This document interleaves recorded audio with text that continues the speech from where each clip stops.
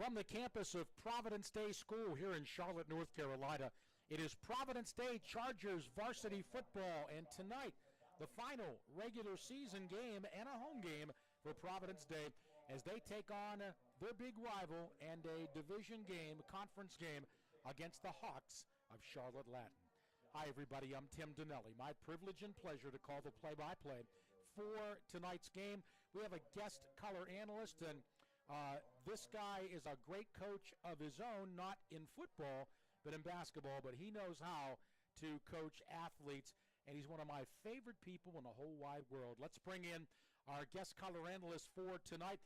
He is the very successful and outstanding head basketball coach of the Providence Day varsity girls basketball team, Josh Springer. Josh, great to work with you again tonight. Tim, I appreciate it. That $100 check is in the mail like always. Looking forward to an awesome game tonight between two conference rivals. 70 degrees, beautiful night. What more do you want? Speaking of that check, I don't take checks, Josh. You got to get a money order or something. No, I'm just kidding. But anyway, yeah, you were mentioning right before we came on the air, you know, weather is always a factor, and we've just had some great games here. Somebody's controlling the weather here on this campus because every game has been just almost perfect. Well, I know Coach Greer loves that. It's no secret. We love to throw it all over the yard. We've done that all 4 years Coach Greer's been here. And Ian Klein coming in has added that punch on the ground this year. That started early on at Bank of America Stadium when he was outstanding, hitting the ground early and often. But I know Coach Greer, in his heart of hearts, he loves to throw it early and often. And why wouldn't you when you have an All-American quarterback in Jaden Davis? Yeah, for sure. By the way, Zach Kahn, a student here at Providence Day. He's a sophomore. He is our broadcast booth engineer and another one of my favorite young people in the world. Josh, I've been thinking about this question all week long because I knew we were going to be working together, and you've probably been in this situation before as a coach, but last week the Chargers lost a game here against a really good football team. Their dream of another undefeated season is not going to happen. So what does Coach Greer do to get everybody back on the same page? As a coach, what do you do with your team when you went through what the Chargers went through last week in that tough defeat to Raven Gap? Yeah, that's a great question, Tim, and we have had that a few times with our girls program in the last 17 years. And I think the big thing is the season's not over. The big goal is still right in front of them, and that's winning a state championship. And I know this team is hoping to win it all on November 17th. It may be on the road down at Raven Gap, not to put the cart in front of the horse. But sometimes when you take a loss, it really guys pay attention more in film that week, focus more on fundamentals, and then it's a chance right now to close out the regular season strong before the playoffs start next week. Exactly. We're just about set for the opening kickoff. Charlotte Latin will receive. Tim Donnelly with the play-by-play. Josh Springer, our color analyst, broadcast booth engineer, Zach Kahn. The Chargers kick it off, and there it is. It will be returned, and for the Hawks, it's Steele Fletcher. And he's going to be taken down at about the 14-yard line. Very short kick return. Jackson Woodhouse. And also Pruitt McCoy on the stop. 1st and 10 for Charlotte Latin. Let's talk about them very quickly. Josh, they've had a tough season this year. They have had a tough season. They're playing a lot of young players, 2-7 so far to start the year, and trying to get their first conference win of the year. And I think for Latin to have a shot tonight, it's about turnovers. The Chargers have struggled with turnovers the last couple weeks against Christian and Raven Gap, and so Latin wants to shorten the game by trying to control the clock running the ball, and then obviously they got to get some help getting turnovers from the home team.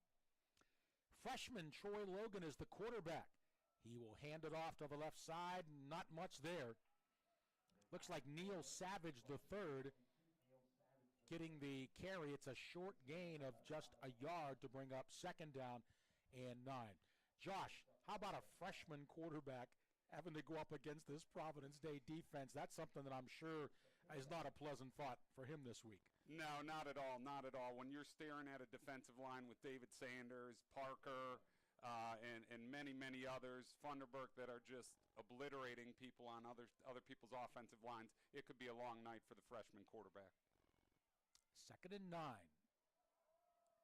Handoff, some running room off the right side across the 15 up to about the 17-yard line. There's Neil Savage again, getting, well, maybe a couple. He was taken down, Cam Ray. That'll bring up make that 3rd down and long. Well, and if I'm Latin, I'm giving it to Savage every time as well. He's averaging almost 5 yards a clip this year. He's the bell cow. Almost 750 yards on the season, and has hit pay dirt 5 times. And so it's no secret he's going to touch it early and often. So we have 2 receivers split out to the left, 1 to the right, and a running back in the eye.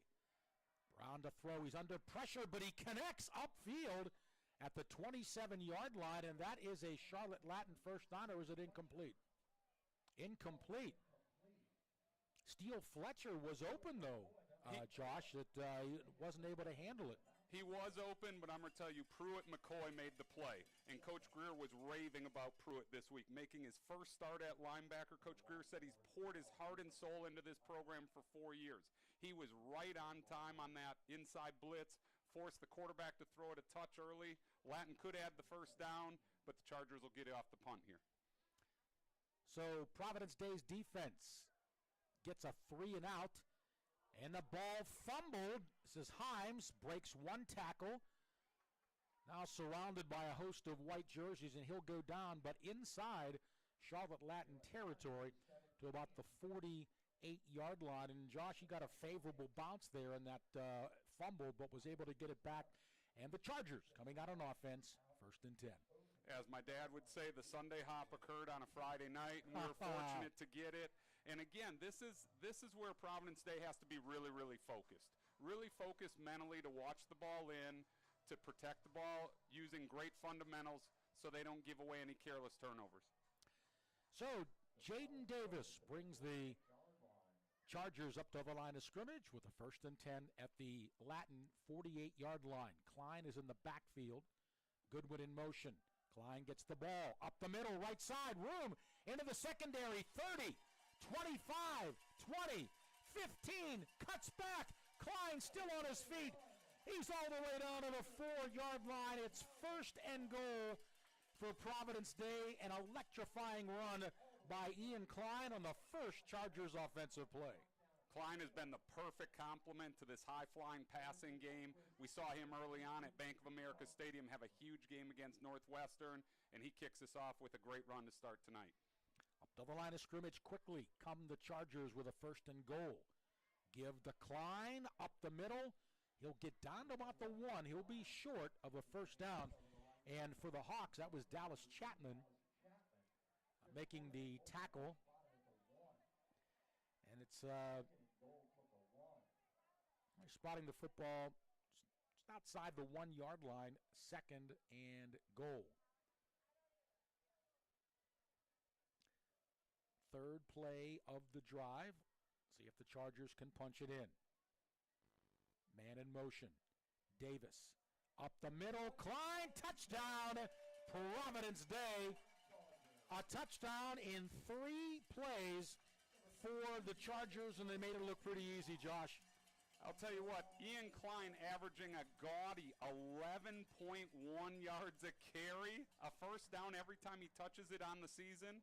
And on that drive, he didn't hurt his average, scoring his 19th touchdown of the season. Very impressive indeed.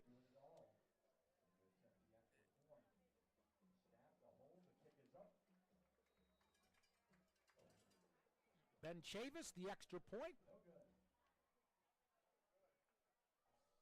It was actually Diego Keller, I believe, on the kick. And the reason I know that, Coach shared with me this week, Diego was making his first start at offensive line, and he said he has literally attempted to play every single position on the field this year. Unbelievably impressive. However, not nearly as impressive as this, folks. Diego made a 36 on his ACT. I would take it twice, and not sure I would hit 36. Congratulations, Diego, on an incredible career, making your first start at O-line, and great try on the attempt, even though we fell a little short on the PAT. All right, well, He didn't get that chance because he was a senior tonight now, was he? Okay. So the Chargers get the 6, but not the extra point.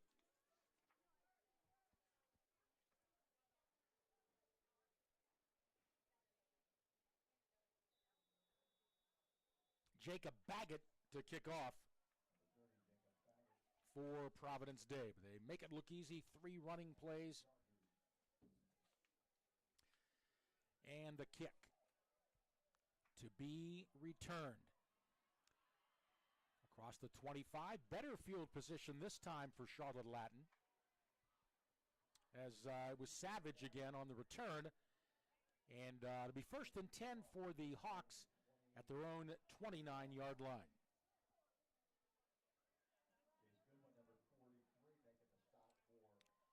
So 1-yard run from Ian Klein. And what are you predicting here on this drive, Josh, for the Hawks? I'd be curious to see if Latin comes out with a little play-action pass. They tried running the first series, not a lot of success. Providence Day brought a blitz on 3rd down last time, and here Latin's trying to throw it. There's a couple holding calls, but apparently they let it go tonight. Brown will run, and he'll get out to about the 32-yard line.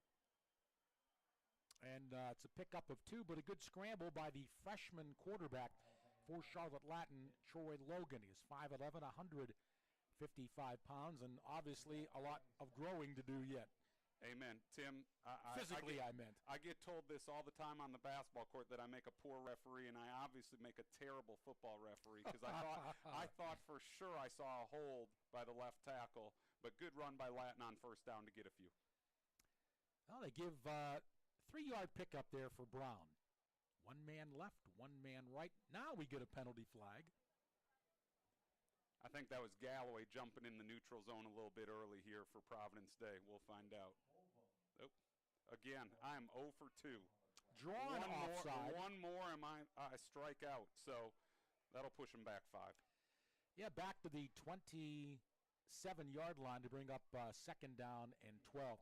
Zach Kahn, you don't have a microphone, but can't believe we've gone, we're in the middle of the first quarter almost, and we haven't heard Josh say one thing about his Green Bay Packers yet. Surprise, surprise, surprise. Green Bay has scored as much in the first half this season as the Chargers and Hawks have thus far in the first quarter. I'm just teasing you, Josh. I know you're a big Green Bay Packers fan, and they came in with a lot of hope and a lot of fanfare. It's still a long season yet, but it hasn't gotten off to the start I know you and your dad would have liked. No, it hasn't, and sadly, the line of the week was anybody put $100 on the Charlotte Hornets winning a game before the Carolina Panthers. Chew on that. It's been a rough start for the year, but hopefully Panthers will get it going Sunday against Houston. Wow, I'll tell you what, yep. Looking at the picks for the various websites, too, very few people are picking the Panthers to win that game. And, of course, a lot of intrigue with Shroud coming in, the number 2 quarterback pick. Bryce Young, of course, number 1. Another 5-yard penalty, and Latin's going backwards. Play action. Screen setting up to the left, but the pass was errant.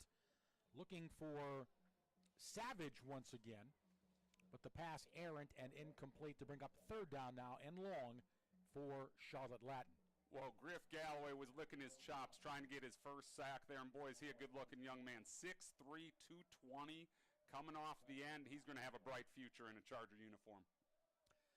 So, 2 receivers split out to the right, 1 in the slot, as well as the tight end.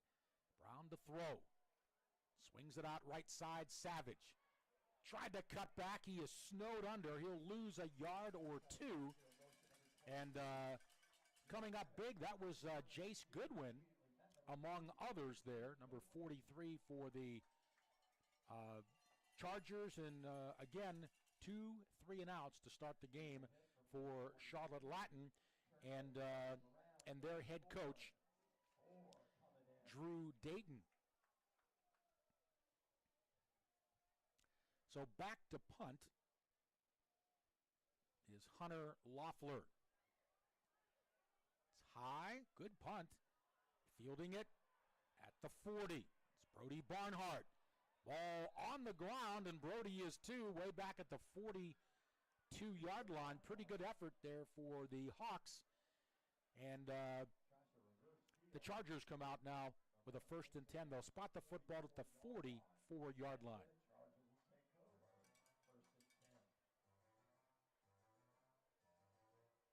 All right, Josh, going to fire these questions at you now. So you're Chad Greer. You got the playoffs starting next week. You have an opponent that hasn't played very well this year. Are you resting a lot of guys? Are you going to keep everybody sharp? What would you do? Well, what it looks like here, Coach Greer doesn't need me to tell him what to do. He's a mastermind on the sidelines here. He's playing his starters. I think he wants them to be sharp, maybe have an outstanding first half would be my guess.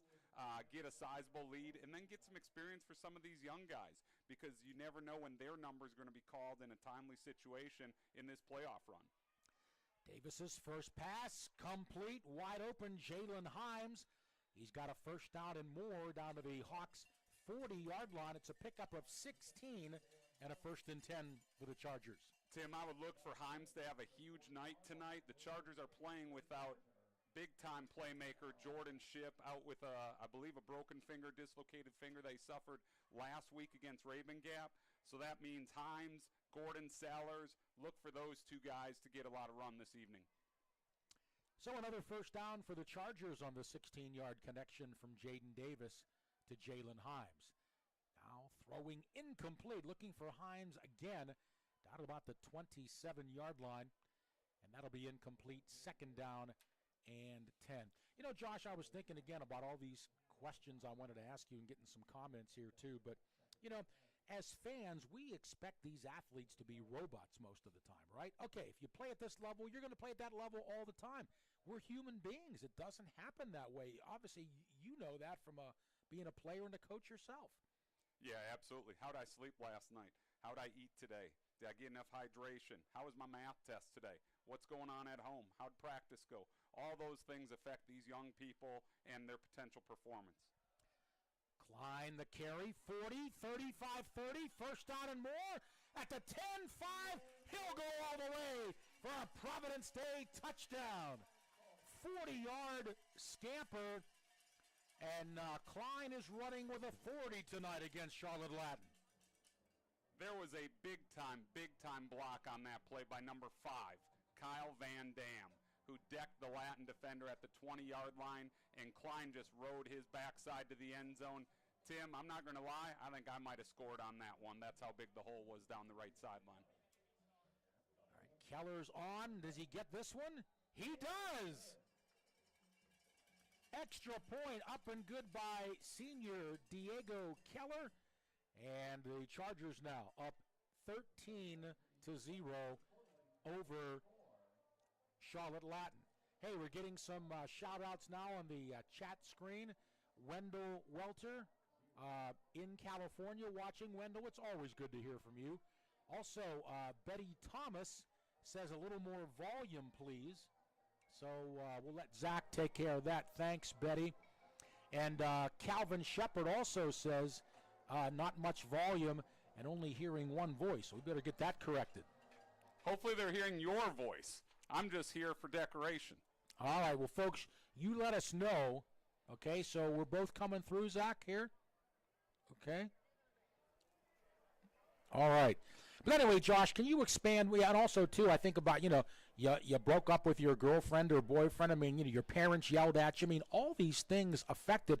And, Josh, I'm guilty myself when I watch sports. Why aren't they playing so good? What's this? But I'm trying to tell myself, man, we're human beings. We're not robots. We're not machines. Well, these student athletes at Providence Day and at Latin, they go to schools where the curriculum is extremely rigorous. Oh, yes. They are high-achieving student athletes. And, again, these young men have a lot on their plate academically, athletically, socially, spiritually. And, again, they're trying to work on physical health, mental health, emotional health. Again, all of those things play a part. And so, like you said, they're not robots. Every day is something different. And I think as coaches, you try to help the young men excel in all of those areas. Truly, Coach Greer's motto is always win the kid. And hard work works, and they talk about it ad nauseum every day in summer workouts. preseason. And again, he does an amazing job. He and his staff, they do an amazing job of winning the kid and helping set these guys up for success in all phases, not just on the gridiron. Yeah, for sure. That's well said, Josh. Thank you for expounding on that, because I had been thinking about that this week. All right, 1st and 10 for the Hawks. Brown swings it out, pass complete. And some good yardage there. Quentin, beg your pardon, that's Carson Clutter. And he'll get some yardage as the Hawks started at their 20-yard line, a pickup of 8 on the play. That's their biggest play from scrimmage so far in their 3rd possession. Well, Matthew May says he's watching from Australia, Timey Kangaroo Down Sport. I have been there twice, Tim. Amazing, amazing place, folks. If you get the chance, check out Sydney and Melbourne. Swing pass, left side, some room, maybe a yard, slipping and falling. That was Steele Fletcher's. He was trying to get the first down. And I think he's going to spot him about at the line of scrimmage. They're going to give him a yard. So it's going to be 3rd down now and a long yard to go. When your first name is Steele, you know he's a big-time player. As a freshman already, 30 catches on the year. He's going to be a weapon for Latin for a long time as a freshman. Well, his name does bear resemblance to a very successful professional football team, the Pittsburgh Steelers, right? Amen. All right, pass out complete. Initial first down for Charlotte Latin, and Brown held in there very well. And he flung it out to the left side to Joe McGirt, and that's an initial first down for Charlotte Latin. And for the Hawks, Josh, I can see why they're high on this freshman, Troy Logan. Well, and they've had some success with Logan in the short passing game. Obviously, it's very difficult to keep the Providence State defensive line out of the backfield. So to combat that, they're going to a lot of quick-hitting, short passing plays here. Betty Thomas says our volume is much better now. So, Zach, thank you for that. As the Hawks, with their initial first down, they're out to the 33-yard line. Logan hands it off right side, looking for something, but not much there. In fact, losing yardage there was Savage. And that Providence Day defense closing down quickly. Jace Goodwin leading the charge there for a loss of 1. You know, this has to be a unique game for Coach Greer. He played at Latin back in the day, Tim, for the legendary coach Larry McNulty, and then coached on that staff for several years. And so I'm sure he's got a lot of different emotions tonight, obviously for the Chargers, and then staring over at the school down the road on Providence Road. That's awesome. Yeah, Matthew May watching from Australia. Hello, mate. And we got some more shout-outs coming up, and we will definitely be answering those. All right, little razzle-dazzle. Look out. On the end around, another big loss, as the Chargers had that covered so well, as it was Brody Barnhart, Braxton Winston, shutting down Steele Fletcher. He just had no room to run. Well, the Wolfpack Nation's going to be ecstatic when Brody Barnhart shows up on campus in a few months. He has been everywhere this season. He's an unsung hero in my mind, but you watch him, he's catching kicks. He's playing linebacker. He's even run a couple touchdowns this year. He is so versatile and plays with a ridiculously high motor. It's going to be so fun to know that he's staying in the state, as is Jordan Shipp. And so 3rd down now at about 19. And Logan, safety valve to Savage. Maybe gets back to the line of scrimmage. There's a flag on the play as well, so we'll check this out and see if that 3rd down play stands. I think we're going to have holding on Latin here, Tim. It looked like the Chargers were bringing a lot of heat. And, again, why should anyone listen to me? The last 2 times I guessed I was wrong. Looks like that one I got right. By the way, Josh, correct me if I'm wrong, but we had an Australian team play last year, basketball. Was that women or just men? That was both, Tim, for probably the last decade plus. Oh, okay. Our varsity boys and girls basketball teams, not counting those COVID years when we weren't able to do it, but we're welcoming a team from Australia again this year. The date is escaping me off the top of my head, but I always look forward to a couple club teams from Australia coming over here and enjoying a friendly game. I got to do the PA for those games last year, and oh my goodness, the team manager gave me one of their hats. I was so excited. I still have it at home, and yeah, that's a great feature for you guys and Coach Johnson as well. All right, flags are down on the punt return. This is Brody Barnhart.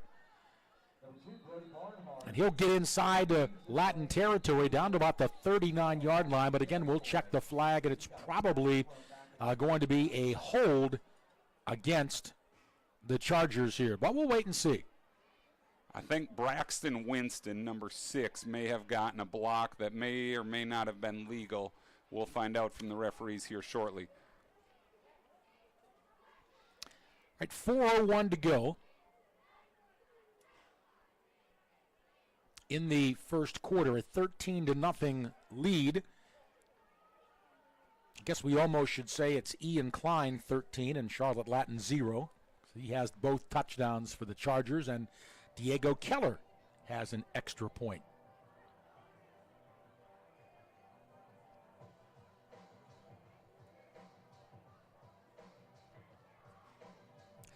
So the penalty is against Providence Day.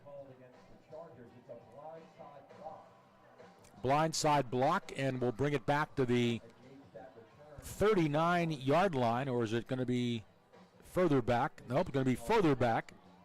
That's where the flag was thrown, the 39. Yeah, Tim, I'm almost certain that was the one on Winston there. It was a heck of a block if it was legal, trying to free up the returner, but unfortunately not quite legal. Winston's been a heck of a player for the Chargers. He's got an offer from Duke, playing corner for us, a shutdown corner all season long. Look forward to watching him through the rest of the season as well. All right, Jaden Davis remains the quarterback, but the football is brought all the way back to the 24-yard line, and that is where the Chargers will put it in play, 1st and 10. Brody Barnhart in the backfield.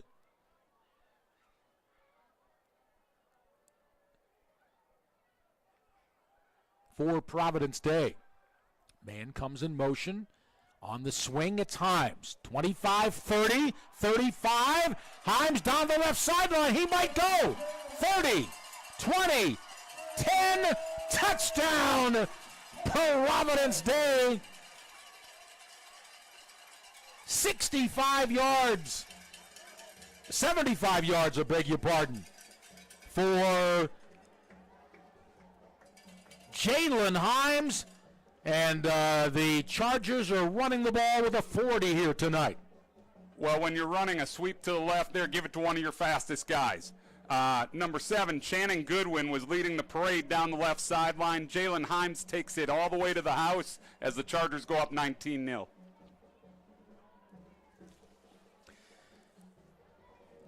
All right, Davis Dudley now on for the extra point.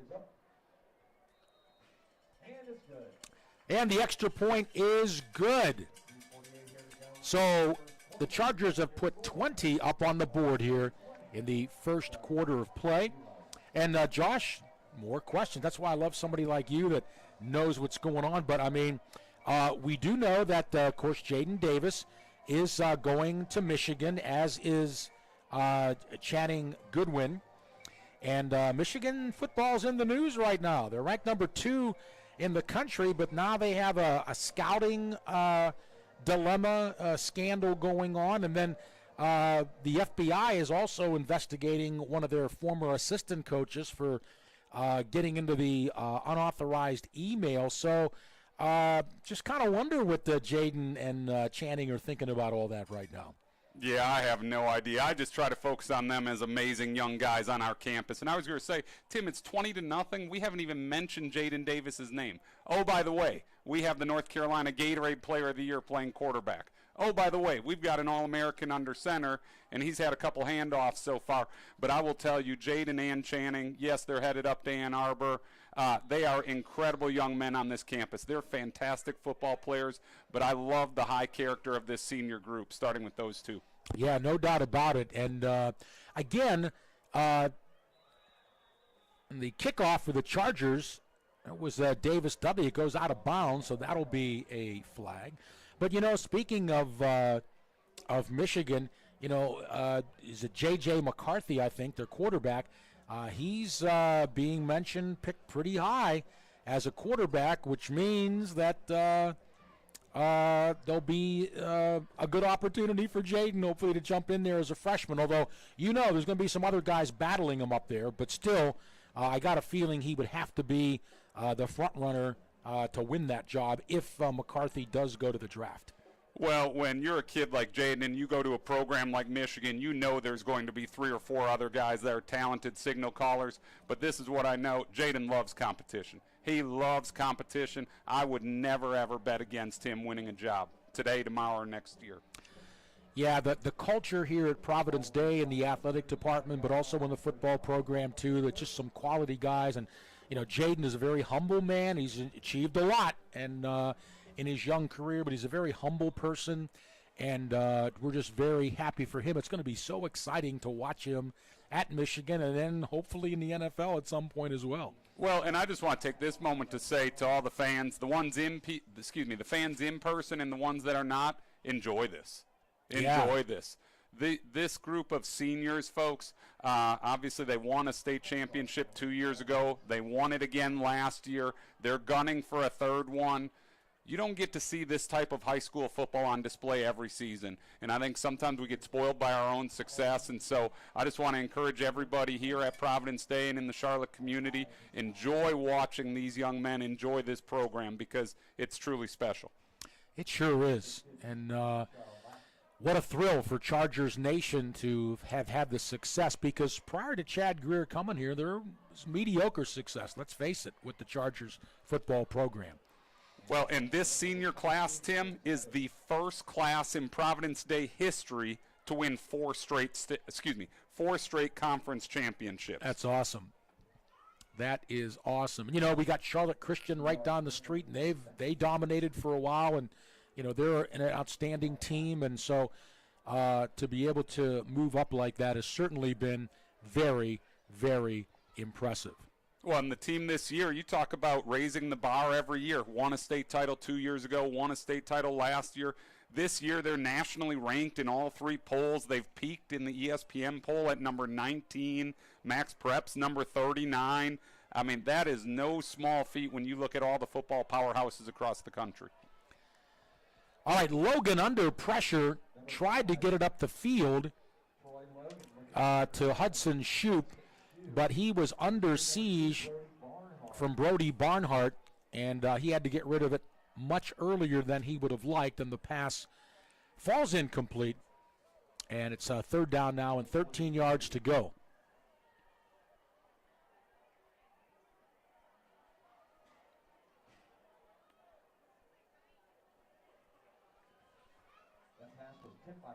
Troy Logan, the freshman quarterback. You can see he's got some talent and ability. On 3rd and 13, dropping back to throw, has some time this time. Looking. Now he'll run. He'll just run out of bounds, maybe getting back to the line of scrimmage. Great play in the Chargers secondary. There was nobody open downfield. There was nowhere to go, and big old Chase Jackson was licking his chops trying to get a shot at the freshman quarterback. He made a smart business move, Tim. Stepped out of bounds right there. Oh, yes. So, again, the Hawks forced to punt. This is Hunter Leffler. It's his 4th punt of the game already, and we're still in the first quarter here. A little bit of a high snap, but he gets it away. He's been booming him well. Ball takes a great Charlotte Latin bounce into the arms of Barnhart. And he's in trouble to the right sideline and finally knocked out of bounds at about the 24-yard line. What a great bounce there for Hunter Leffler. And the Chargers will start in their own territory, still relatively a decent field position. I guess they're going to spot the ball at about the 25-yard line. Tim, you mentioned it. The Hawks have punted 4 times, and their best player tonight has been their punter. And the kid has been unbelievably impressive. 4 deep kicks, high spirals, almost no return yards from the Chargers off of punts. Kudos to the Latin special teams in punt coverage. Oh, yeah. That's been a real big bright spot for them here in the first quarter. One of the few. Amen. But definitely one. So Providence Day with a 1st and 10 at their own 25-yard line. They lead 20-0. Tim Donnelly with a play-by-play. Josh Springer, our color analyst, and Zach Kahn, our broadcast booth engineer. Swinging it out, left side, cutting back with a good move. Channing Goodwin, one of those two Chargers heading to the Wolverines of Michigan next season. And it's good enough for a first down. 11-yard connection from Jaden Davis to Channing Goodwin. I like that play a lot, Tim. You've got a guy in Goodwin who's been a star here the last couple of years, almost 800 yards receiving on the season, almost 100 yards per game, and he's hit pay dirt 9 times. He hadn't touched it yet tonight until that one, so good to see him going early. 1st and 10 for the Chargers at their own 36. Davis to throw. Screen set up, complete over the middle. 40, 50. Inside Latin territory, still on his feet, is Brody Barnhart. And that screen was set up very well for about a 23-yard pickup, but it's another Chargers first down. There was a convoy for Barnhart. 3 linemen in front of him when he caught the ball, getting a nice 23-yard gain across midfield. And the first big truck in front of that convoy was David Sanders, and you don't want to be facing him in the front of that convoy. David Sanders, the #1 player in the country, folks, by Max Preps, ESPN, Rivals rankings. Incredible, incredible player, playing left tackle for us right here. Plays on the defensive line as well. And again, one of the most athletic guys I have ever laid eyes on. He's 6'6", 250. I'm sure he'll keep putting on some weight as the years go on. And a gentle giant in the hallways, in the lunchroom, on the field, it all turns different. I mean, he is an animal on both ends. He's incredible. He's impossible to block as a defensive end. How would you like to have David Sanders as your left tackle protecting your blind side? That's the reason he's the #1 player in the 2025 class, Tim. Yeah, and again, also keep in mind when it comes to David Sanders, he's not a senior, he's only a junior, so he still has another year of high school football. 2nd down and 3. A lot of time for Davis. Over the middle, complete. 20, 10, to the left sideline, touchdown. Providence Day. Gordon Sellers. 35-yard touchdown pass. And I tell you what, yards after catch, man, nobody does it better than the Chargers special team players. So the first time I saw Gordon Sellers, no joke, I'd seen him a bit on the football field last fall, but he had a basketball game, and they were playing right before us on the road, and they threw an alley-oop to him the second play of the game, and he flushed it. And, Tim, I turned to my assistant and said, "Who is that?" And somebody said Gordon Sellers. And you can see that extreme athleticism on display. He's had a huge year for the Chargers because everybody knows about Ship. Everybody knows about Goodwin. But Gordon has found himself open and been an outstanding #3 this year. He and Himes have done an outstanding job because you can't double everybody. And so if you want double Ship, I know he's out tonight. If you want double Goodwin, that leaves Sellers singled up. That leaves Himes singled up. And there just aren't enough corners secondary on most teams to match up with this prolific receiving core. And the thing I like best about Gordon Sellers, he's only a sophomore. So he's got 2 more years yet. And, you know, we do have Channing Goodwin and Jordan Shipp heading out, so we need somebody to come up there. And I think Gordon Sellers, Jalen Himes, already some players who are going to jump in there and take up that slack. So the Chargers now, 27-0 lead with 29 seconds left here in the first quarter of play. By the way, Josh, you know, I love this area. You know, I've was a stringer for high school sports for the Charlotte Observer for many years. And I remember 10 years ago, I interviewed Daniel Jones of Charlotte Latin. They lost to Davidson Day in the state football championship. The game was played over at Charlotte Christian, and I never thought that Daniel Jones would be in the National Football League, and I interviewed him. Also, About 6 years ago, I was asked to do the public address for a Davidson Day football game. Sam Hartman was playing, the quarterback there. And, of course, he was at Wake Forest and then Notre Dame. So, we've got a lot of good football players. The Aquaro brothers are with the Detroit Lions from Marjorie Kell. We could go on and on, but, this area is producing some big-time football players. Let's not forget about number 79 for the Carolina Panthers. Big Icky right now, that first-round left tackle from a year ago as well. By the way, what high school did he go to? Was it Garinger? Wasn't that where he went, Josh? Garinger High School? He helped us get a couple state titles for wrestling and football, no doubt about it there. That's Icky Aquano from Providence Day. We're joking. 1st and 10 now at the 20-yard line. Penalty markers fly. And, Josh, if this keeps up, we're going to be into the running time scenario here. So we may get home a little earlier tonight. Tim, I was thinking it. You said it out loud. But the magic number is 42, and when it's 27-0 at the end of the first stanza, that could happen. Obviously, that could happen. And, yes, once it hits 42-0, or there's a spread of 42-plus, whenever that might be, I believe it's in the second half, then there could be a running clock. And, again, I know Coach Greer's hoping to get a lot of these young guys in to get some valuable experience. It's one thing to watch film. It's one thing to go through the scout plays. But there's nothing like strapping the helmet on a Friday night and getting those game experience and reps. Mm-hmm. So 5-yard penalty against the Hawks. They've struggled there with these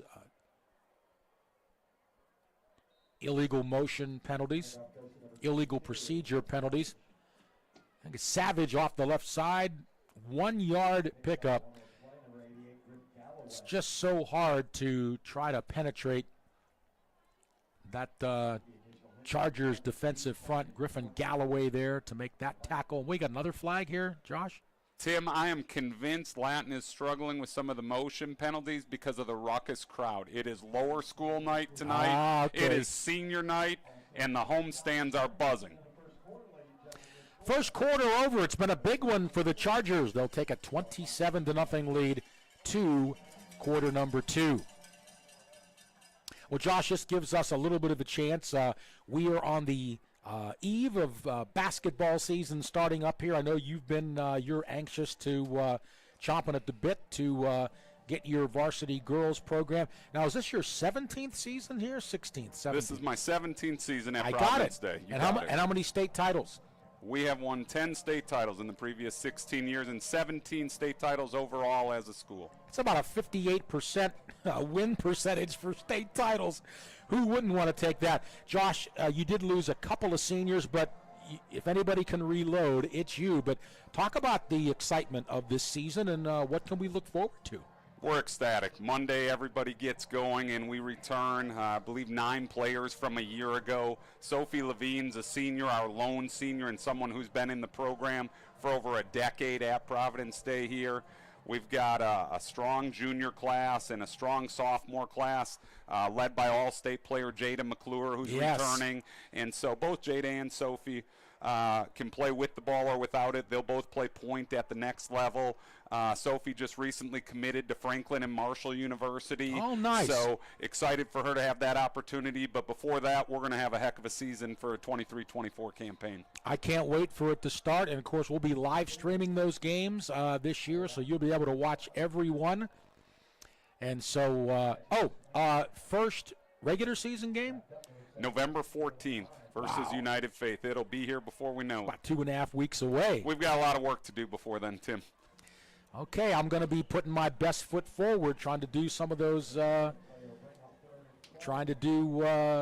few of those games, live stream or whatever. So, all right, Latin losing another yard here. It's 3rd down and 12 for the Hawks. Snap to Logan. Airs it out, just out of the reach of his wide receiver, Joe McGirt, and almost intercepted. That'll bring up 4th down now and 12, and another punting situation. And it brings on number 12, Hunter Loeffler. He's been very, very busy so far in the football game.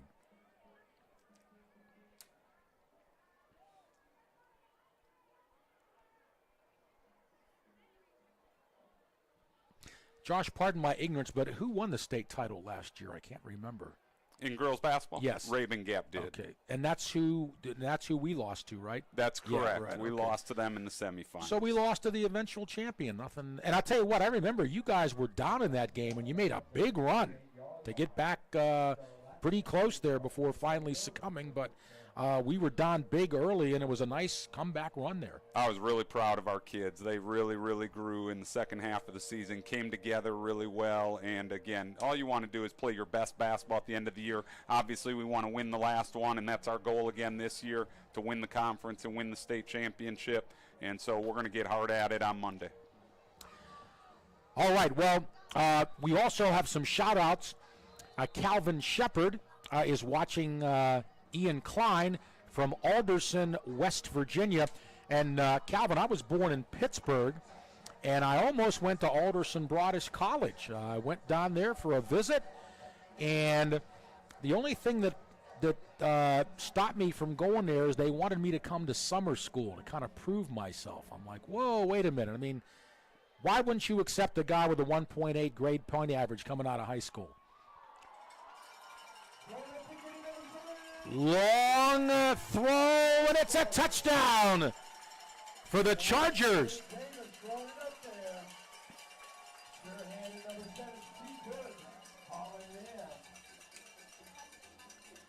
Channing Goodwin, 40-yard touchdown catch. That just wasn't fair, Tim. I mean, Channing, I thought the ball was a little underthrown by Davis, but Channing just high-pointed the ball, and that's what great quarterbacks do. They just throw it up to Ship, to Goodwin, and say, go make a play. And Channing made an incredible leap on the ball right over the Latin defender, and the home team's up 34-0. So it's been all Providence Day here as the Chargers tack on the extra point, 34-0.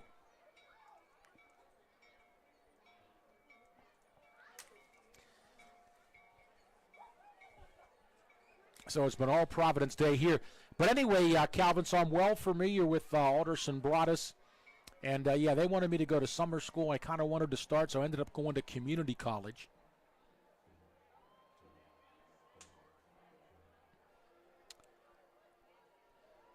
And so, but a nice little town there, Alderson, West Virginia.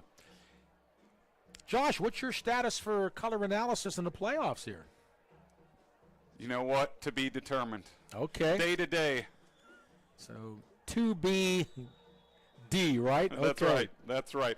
On that note, though, Tim, obviously this is the regular season finale. We've been told that next Friday the Chargers will be hosting a state quarterfinal game, opponent to be determined, and then if we were fortunate to win that one, would play the semis on the 10th, and then hopefully win it all on the 17th.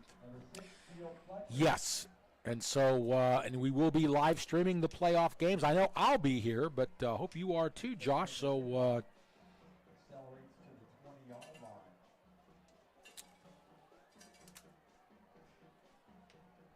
as Davis Dudley kicking off there, and the Hawks will take over at their own 20-yard line. Tim, I love seeing Davis kick deep. I love seeing Davis knock in those extra points for a guy with a strong soccer background. You know, all these football teams, they want to recruit soccer players with strong legs. Of course, Davis's dad, Dan Dudley, legendary soccer coach of the Providence State boys and girls soccer programs. So thrilled to see Davis having so much success on the gridiron. Logan's pass incomplete up at the 30-yard line. Nearly intercepted, second down and 10. Congratulations to our Providence Day girls and boys cross-country team winning the state championship today. Another big trophy for Providence Day Athletics. Congratulations to the cross-country team for that. Incredible job by Ben Hovis. He was an incredible runner here, and now as a coach over the last 20 years, they have been a championship program year after year after year, and he just knows when to get those kids to peak at the right time. So, again, huge shout-out to everybody. Girls program, boys program, love starting off fall with 2 state titles. Swing pass out to the left side, minimal gain there. That was Steele Fletcher. And I tell you what, when you look at this Latin lineup, Steele Fletcher, freshman, quarterback, Troy Logan, freshman, Hunter Loeffler, only a sophomore, a Cooper Holland, a freshman. So they got some young players they're building with, for sure. Yeah, it's such a difficult jump for any of these players. When you're an outstanding middle school player, then to make the jump to varsity, and then to play varsity against one of the top teams in the country, there's no doubt there's going to be a major learning curve.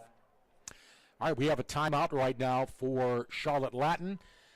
34-0, the Chargers on top and in command. I'm Tim Donnelly with a play-by-play from Providence Day, joined by the outstanding head basketball coach, his 17th season coaching the varsity girls basketball team here at Providence Day with 10 state championships, Josh Springer, and an up-and-coming broadcast student, Zach Kahn, is a sophomore student here. You know, Josh, we have a wonderful program that's been implemented by Nancy Beatty, our very distinguished athletic director here at Providence Day. They bring in some quote-unquote professionals, but they bring in some students. We work with the students. We train them. They get some on-air experience, and I think it's a real win-win program. I'm excited about being a part of it. I truly wish I had this opportunity in high school. Truly, it's incredible. I'm looking over here watching Zach. I don't know what half those buttons do over there. He's got about 9 windows open over there making us look good. But really, when you want to have an opportunity in sports broadcasting, production, and you're right, Zach is a rising star, and what better way than to get experience for 1, 2, 3, 4 years with the plethora of sports that Providence Day offers and supports. David Oliver setting everybody up looking good. I mean, it's a golden opportunity for any students in our Providence Day community. Yeah, it's really great, and I'm excited to be a part. At my age, my window for the major leagues is kind of closed, so I just want to train these young kids, and in 10 years when I'm drinking my Geritol, sitting on a lazy boy, seeing these guys up with ESPN, I'll be real happy. Amen. And like I said, Josh Springer, I always refer to Josh as Providence Day's Gene Auriemma. All those titles for UConn, and Josh pretty high on them again this year, too. Paige Becker's coming back from injury. Ozzie Fudd, they're going to be in the mix at the end. How old is that Paige Becker? What grade is she in now? I believe she's a senior, Tim. Okay, wow. She only has 1 more year left. Okay. Great punt return by Pruitt McCoy, and he's in the red zone. And the Chargers are back in business now, deep inside Charlotte Latin territory. Tim, you saw the sideline explode, and you know why the sideline exploded? That tells you what those teammates think of Pruitt McCoy getting that opportunity. I mentioned in the pregame that Coach Greer said he pours his heart and soul into our program every day for 4 years. Of course, his lovely mom works in the library. Jeanette McCoy is a rock star up there. And so thrilled for Pruitt, thrilled for the entire family there. Well, I'll tell you what, on that punt return, he was the real McCoy. Did you think of that one on your own? Josh, that's what makes a broadcaster successful, those little catchphrases. So, hey, by the way, Josh, at halftime, too, I want to make sure, remind me, because I want you to direct our audience to the Pearl Report so they can listen to your Josh is an upcoming coach broadcaster. All right, Brady Barnhart wheeling and dealing to the right side. Touchdown! Providence Day. 17-yard touchdown run for Brody Barnhart. Man, he was dodging, weaving. I don't know how he got out of trouble right there. Tim, that was one of the most unusual runs I have ever seen. The play started off left. Barnhart circled back right, and then, hear me on this, there was a lead block thrown by Jaden Davis. I don't know that the coaching staff will want to see another one of those this season. And then it looked like Brody slipped, tripped around the 1 yard line, fell over the end line. Happy for him to get in there. But how many times are we going to say lead block by Jaden Davis? That's amazing. Resume builder for that Michigan profile, right? Oh, yes. I hope Rivals is paying attention. I want to see him the next write-up. Outstanding lead blocker. And by the way, Jim Harbaugh, if you're watching, man, your quarterback next year is really looking good. Somehow I think Jim gets a little better video than what's on our live stream, right, when he's evaluating, correct? And a little better broadcast, too, probably somewhere. But hey, now, wait a minute. Speak for yourself there. Speak for yourself. All right, 9:15 to go, 41-0 lead. And, Josh, refresh our viewers about that running clock rule. So the question came up this week, and I believe it is 42 or more points margin separation after the first half. And so I believe the clock will run as usual until halftime, and then in the second half it will go lightning quick. You can get to your early dinner date, tell them you'll be 30 minutes earlier than you first anticipated. Oh, my. Okay. Sounds great.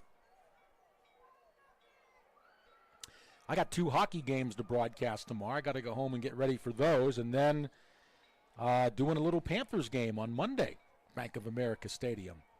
So working with Eugene Robinson. So looking forward to that. I'm just this weekend. I'm just blessed with outstanding color analysis. Stay hydrated. Keep that voice fresh, Tim. Oh yeah, Earl Grey's black tea. That's what the experts recommend. Keep that voice good. All right, Dudley to kick it off at the 10. Going to be returned. This is Steele. And he'll rumble out to about the 30-yard line. Good return for Steele Fletcher. And the Hawks have had very minimal offensive production. I think just 1 first down so far, Josh.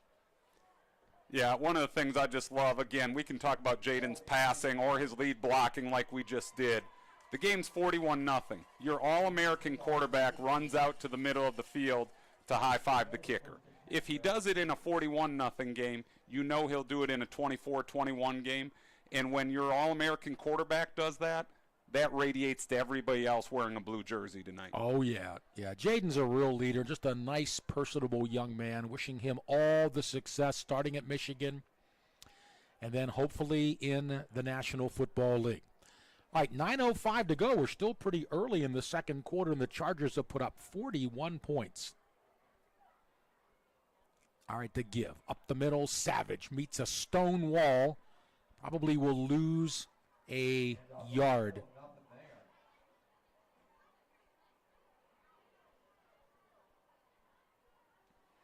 So to bring up no gain, second down and 10.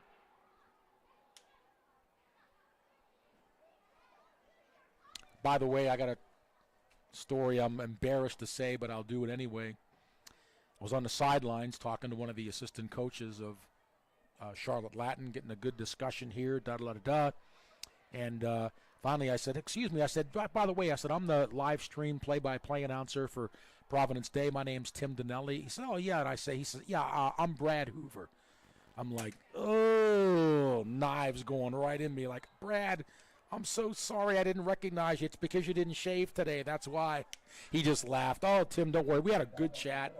And he is so thankful. He thanked God for being able to make an NFL team. He said he just loved every minute of it and was so thankful and grateful that he got to play several years in the National Football League. And he was one of the most popular Panthers players when he was playing. Remember, he got the ball and whoo in the crowd. Number 45, early and often. Yeah. Bulldozing some holes. Yes, he was.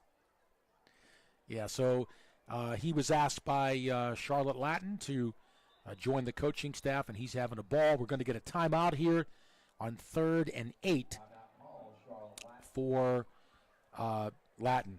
Josh and Zach, quick story, too. You remember back in August that Providence Day was fortunate to be selected to play in the First high school game ever played at Bank of America Stadium against a very outstanding opponent, Northwestern. Chargers pulled it out, and they got to go to the stadium to do a walkthrough the day before, just like the NFL guys do, right? And I was privileged. Riley Fields, who's my longtime contact there, called me up several days before and said, Tim, will you be the stadium, the press box PA announcer? Not the stadium one, but in the press box where you do all the stuff for the media. And so just like the Panthers have. So I did that. It was so cool. But I saw Jaden a few days after the game, and I said, hey, Jaden, by the way, I said, when you were down there for that walkthrough that day before that, I said, were you able to go up to Bryce Young and give him any tips? Oh, he laughed. This is great. What a memory for high school kids to play in the first high school game ever at Bank of America Stadium, as Providence Day beat Northwestern that day. And by the way, Northwestern hasn't lost since. Exactly. That's a high-quality win. It was. And they have that outstanding running back. His name escapes me right now, but the Chargers did a really nice job on him to yield. He's outstanding. And the Springer family was there, right? I saw you there, right? Didn't I see you on the way out? I think I did, yeah. I was about at the 7-yard line, maybe 3-4 rows back. Wow. And my poor wife, Holly Springer, who is an amazing fourth-grade teacher here, I think she had about half of the fourth-grade community sitting right next to her as she was getting overtime pay for a Saturday night at Bank of America. That is so cool. Pass complete from Troy Logan for a first down, just the second first down of the football game.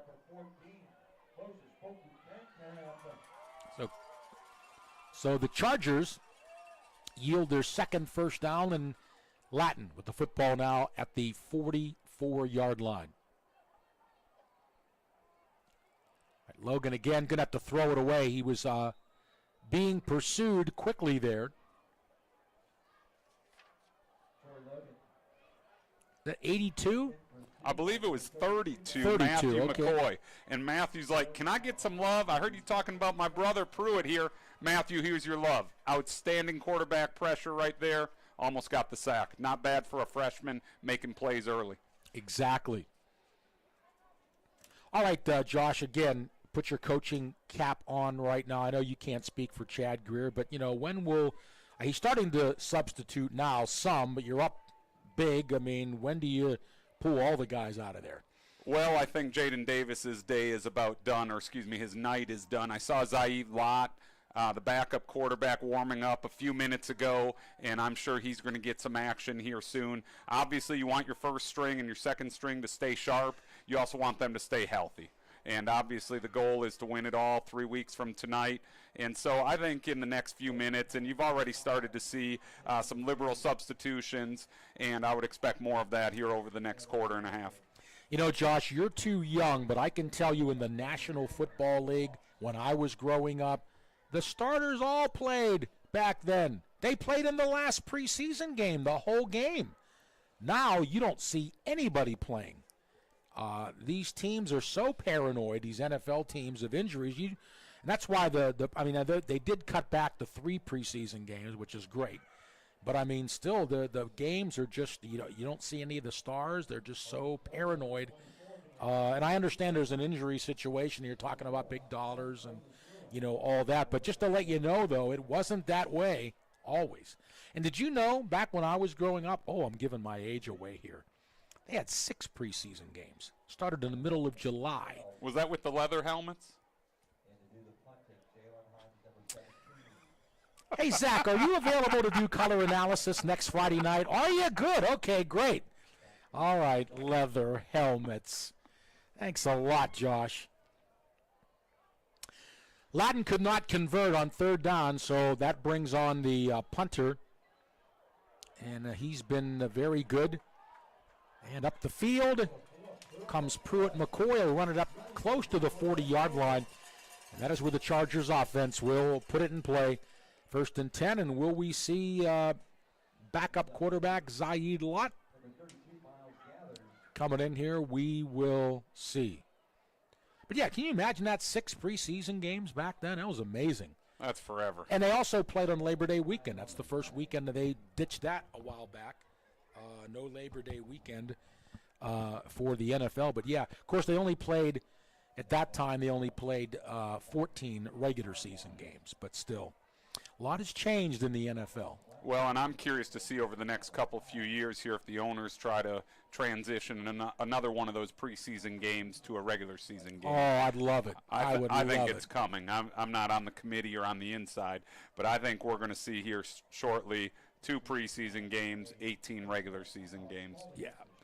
The NFL knows these preseason games, the ratings are terrible, and so, yeah, that would be beneficial. And by the way, I will defend my age a little bit. Just remember, one of the best announcers out there is in his 70s, mid-70s, Al Michaels. Legend. Both of you are halfway to your goal. I know that. Oh, my. Of course, Vin Scully did it till he was 90. I need to give a shout-out to my man in Milwaukee. I grew up a Wisconsin guy. You know that. Bob Uecker. Oh, yeah. Bob Uecker. 50 years as the broadcaster for the Milwaukee Brewers. Yes, he starred in the movie Major League. One of my all-time favorites. Yes. He missed the tag. Remember that commercial, Josh? I do.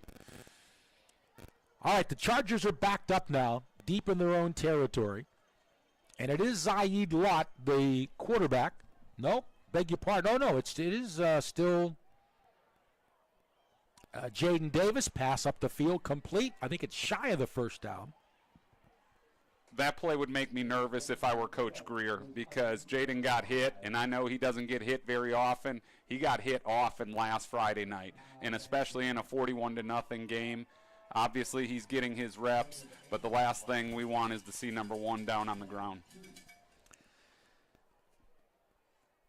But fortunately, no injury there for Jaden Davis. But, yes, I agree.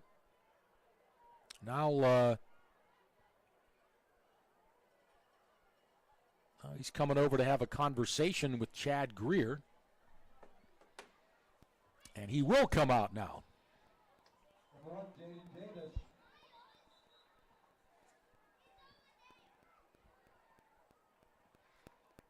His final regular season game for the Chargers. We don't have enough time to rattle off all of his accolades. North Carolina Gatorade Player of the Year from a year ago, All-American, again, trying to be a repeat North Carolina Gatorade Player of the Year, Michigan commit. Let's see, what do we have? 31 touchdowns on the season, a quarterback rating of 143.9. I didn't even know that was possible. And 2,500 yards on the season coming into tonight. Jaden Davis, take a bow. Thank you. By the way, 158 is as high as you can get, correct? Quarterback rating? I believe so. Okay. So we have a timeout on the field. All right, Josh, let's also talk a little bit here with 5:06 to go in the second quarter. A lot was made last week about the Chargers losing that game in the trenches against Raven Gap. They had bigger linemen, bigger offensive and defensive linemen. So, there's a good possibility that the Chargers are going to play them again. So, if you're Coach Greer, then how do you combat that? What's your game plan? Because, again, that was mentioned a lot in the media this past week when the media was breaking down that game. And the Chargers have a good offensive and defensive line, but size-wise, those Raven Gap guys, they were a little bigger. So what do you think? How do you combat that? Yeah, I have no idea what coach is going to try to do schematically. A couple things I saw at the game. You hit the nail on the head. Raven Gap has some huge guys on both lines, and at any level, winning in the trenches is paramount. One of the things I saw is that the corners for Raven Gap held up fairly well, and again, we had an early touchdown with Ship making an outstanding play, but then Raven Gap controlled the game through the trenches for the majority of the game. I think we've got to be able to get the running game going. We didn't get much running game going last week against Raven Gap. And then the next thing I would say is Do we put more guys out in the pattern, or do we keep somebody in to block? Do we keep a back in to block? Do we chip with a tight end to try to give Jaden some extra time to find those electric receivers? Again, I'm not a football coach. I'm not going to pretend to be. But I think those are some of the conversations that will happen in 3 weeks if we're fortunate to get back to see them again. And that's all I was looking for, just some variables, some possibilities of how to combat that. And if there's anybody that can do it, it's certainly Chad Greer. One of the best offensive minds around. Obviously coached his boy at Davidson Day. They put up ridiculously gaudy records with Will, winning state titles there, and now has done an incredible job at Providence Day here in 4 years. And, of course, Chad was there as well with Sam Hartman and playing for Notre Dame this year, and I'm sure an NFL draft pick. Oh, one other guy that I told you I got to interview too, you'll love this, was Drake May. But I interviewed him for basketball, not for football. He was playing basketball even his senior year at Myers Park. He was playing. I had to cover a game, and I interviewed him, not about football, but about basketball, yeah. Well, I'm going to go out on a limb and say he made the right decision sticking with football there long term. Safe to say it sounds like he's going to be one of the top 3 picks in the upcoming NFL draft. And, boy, has that family had some athletic bloodlines and great careers. Yeah, he's, right now it's Caleb Williams, the first quarterback, and it's Drake, number 2. So we'll see if that holds. But because Caleb Williams is an incredible talent. Pass complete. Godwin weaving. Still on his feet. He's all the way down to the Latin 29-yard line. The first down and more for Providence Day. Well, Lott with a great pass over the middle to Goodwin. Lott's got an 80% completion percentage on the year. All right, and obviously a quarterback rating of his own of 114 going in tonight. Great to see him getting valuable reps here in the first half. For sure.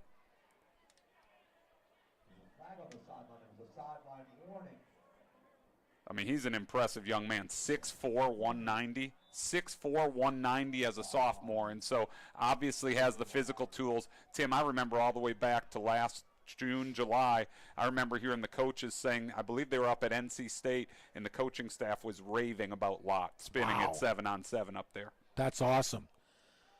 Snapped to Lott. Looking, throwing too high, incomplete. At the 15-yard line. And his intended receiver was Jalen Himes, 17, incomplete. I got a question for you, though, Josh. How come Zaid Lott is 3 inches taller than Jaden Davis, but 10 pounds lighter? Genetics. I have no idea. Jaden must have really be beefed up down there, that's for sure, yeah. Yeah, Zaid Lott is listed as 6'4", 190. And Jaden Davis, 6'1", 203. Well, and to that point, I want to give a shout-out to Evan Gates and Tom Caruso, our strength and conditioning coaches here. And I know they work closely with Coach Greer and the football team. And any elite, successful football team, they embrace every day attacking that weight room. And our strength and conditioning program, PDS Power, is phenomenal here. So big shout-out to Coach Gates and to Coach Caruso, because as you mentioned, some of these guys may be a little lighter as freshmen and sophomore. But when they walk out of here as seniors, they're ready. They're ready physically to step on that college campus. Got to be. 3rd and 1 now for the Chargers. Lott hands it off. Aiden Gallows, first down and more, still on his feet inside the 10. And it's 1st and goal for Providence Day at the Charlotte Latin 8-yard line. Tim, I'm thrilled to see Aiden get a carry there. He's battled a hamstring injury for a good part of the season. Awesome young man who had a lot of valuable carries as a backup running back last year. Good to see him healthy. Good to see him plowing ahead for a first down. He can be a key cog to give Klein a little spell here the next couple weeks for a deep playoff run. I'm glad he's healthy and looking sharp. I'm with you. And only a sophomore as well. So 1st and goal for Providence Day. And the score here would push them over that 42-point running clock threshold. Left side. It's close. Lucas Santweir. Is he in?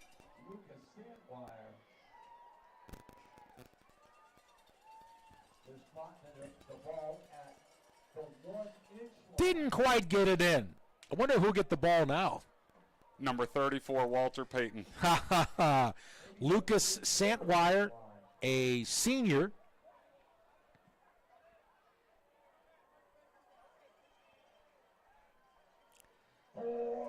And he walks in standing up. Touchdown, Providence Day.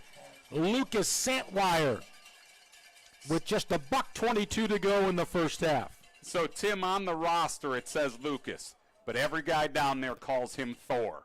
And he looks like Thor with that long blonde hair. That's Just funny. picked up an offer from Greensboro College in the last couple weeks. I had the chance to meet his mother last night as the football team was having an all-senior party and a really, really special event where the seniors gathered for an incredible smorgasbord and shared some special memories about their Providence Day years. He epitomizes toughness. So, awesome nugget for Coach Greer to hand off to Thor here. Thor, way to roll in the end zone.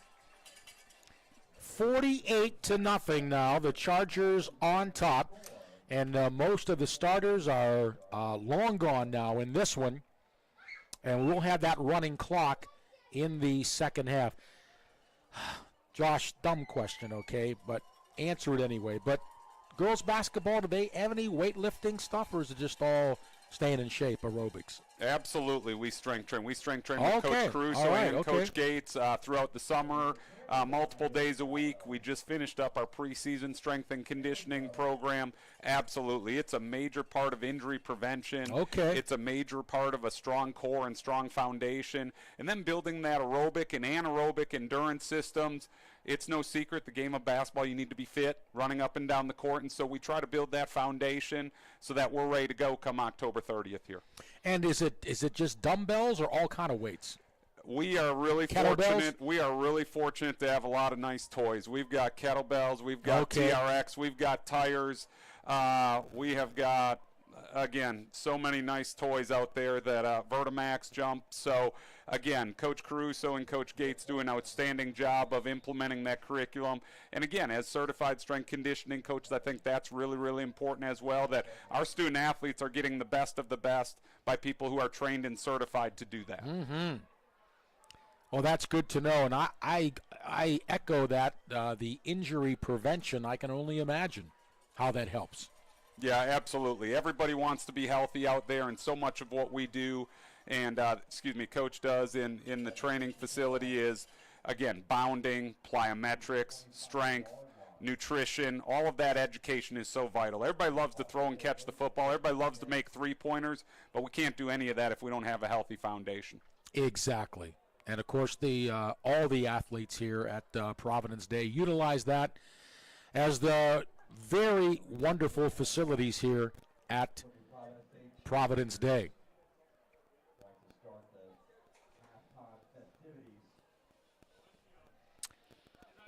That's one of our people that logged on here, Josh. Hunter Loeffler is the punter, and the person said, Hunter the punter. It's pretty cool. How come I didn't think of that? I didn't either. Good for you. That was J Money Win said that. And if you haven't given us a shout out on the chat, please do so. We'd be happy to give you a shout out here on our Providence Day live stream telecast. I'm Tim Donnelly with the play-by-play. Longtime varsity girls basketball coach Josh Springer, but he knows a lot about athletes no matter what sport.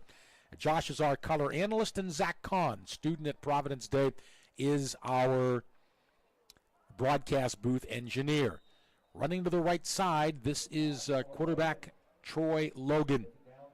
He'll scamper for about 5 as we're coming down to the last minute of the first half.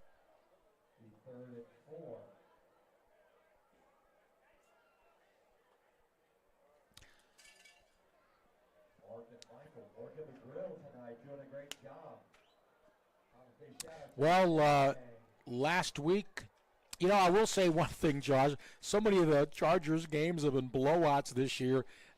Even though we didn't win, it was kind of fun to see a competitive game last week. It was, no doubt about it. I know when we talk about our basketball season, we have 30 games, and often faculty and friends on campus will say, okay, let me know a close one because I want to come to one that's really, really competitive. And we've got plenty of those this year. But again, I think as fans, just in general, we love this when everybody gets to play and everybody gets to have great stats and go home, have a great dinner with the family. But obviously, as athletes and as coaches, the ones that really are memorable are the ones when you go toe-to-toe against somebody that forces you to bring out your best. Mm-hmm. Exactly. I mean, even as a tennis player, when I play doubles or even singles, I don't like it when you win a lot, you know what I mean? You'd rather have some competition where you really got to see what you can do. How about pickleball, Tim? Are you into pickleball? You know that a lot of people, I've been playing tennis for 30 years, and a lot of people have been asking me about pickleball, and I guess I should give it a try. But, the thing I'm afraid of is playing the pickleball and the tennis in the same week. Like, how do you go back and forth, and you're hitting a wiffle ball, and now you're hitting a real ball, and does that mess you up? That's kind of the only negative. But I guess I should give it a try. How about you? I love pickleball. Okay. And I don't need to worry about your issue because I'm horrible at tennis. Oh, my ground strokes are nothing to write home about, but I will tell you, growing up, my dad beat me about 7,200 games of ping pong. And so I love playing pickleball. There's an outstanding facility down at Pickleball Charlotte. I try to go a couple times a month. And obviously you play against 30 other people who are about your talent level. And I serve it and run to the net. And really quickly I'm going to score it or hit it out. But, again, great reaction time, great social activity. You can play people that are 8 years old. And last summer my son and I played a couple down in Florida that was 88 and 89. Mm-hmm. How incredible that folks can stay fit, stay social, when you can play it at 8 years old and all the way up to 90. Just keep those hips in place. I'm with you. Pass incomplete and almost intercepted, and that would have been a pick six. Nearly intercepted, number 15, Cairo Skanes. Cairo Skanes almost picked it off. And 13 seconds to go here. Tim, Cairo Skanes had a flashback to opening night. Opening night at Bank of America Stadium, he was the difference. He had not one, not two, 3 picks in that game. Wow. As we beat Northwestern, and he was already getting ready to high step head into the end zone. The pass was just a bit off his radar. Against a good quarterback, too. Excellent. Yes. So Charlotte Latin turns the ball over on downs, so the Chargers here with just 13 seconds remaining is my guess is they'll just run it out here. I wouldn't bet on it. Okay.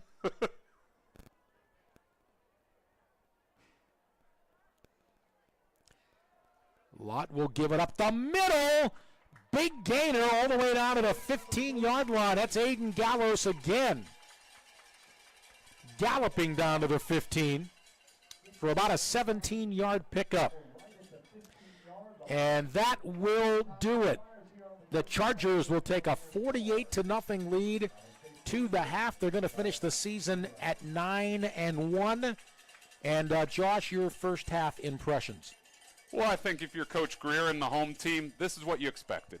Let's not sugarcoat it. All week, this is what they expected. They wanted to come out fast. They wanted to come out and execute. Coach talked to me about wanting to get the ground game going. Klein, we didn't quite get the running game production we wanted a week ago, and Coach talked to me about, hey, we want to get Klein going early and often in the first quarter. That happened. Then that opened up some things in the passing game. You saw Gordon getting involved. You saw Himes getting involved. You saw Goodwin get a pass over the middle. And so everybody got their touches. You got Jaden, a couple nice passes. And so this is, I think Coach Greer walks in at halftime saying, guys, great job, way to be focused. We didn't turn the ball over, and we've had turnover issues the last couple weeks. This is what it should look like at halftime. And if you are Drew Dayton, the head coach of Charlotte Latin, what are you telling your guys right now? Yeah, this is hard. This is hard for any coach, and I will say I've been fortunate to coach teams that have won state championships, and yet I remember 27 years ago my dad and I were coaching a college team, and we lost our first game by 67 points. We were down by 40 at the half.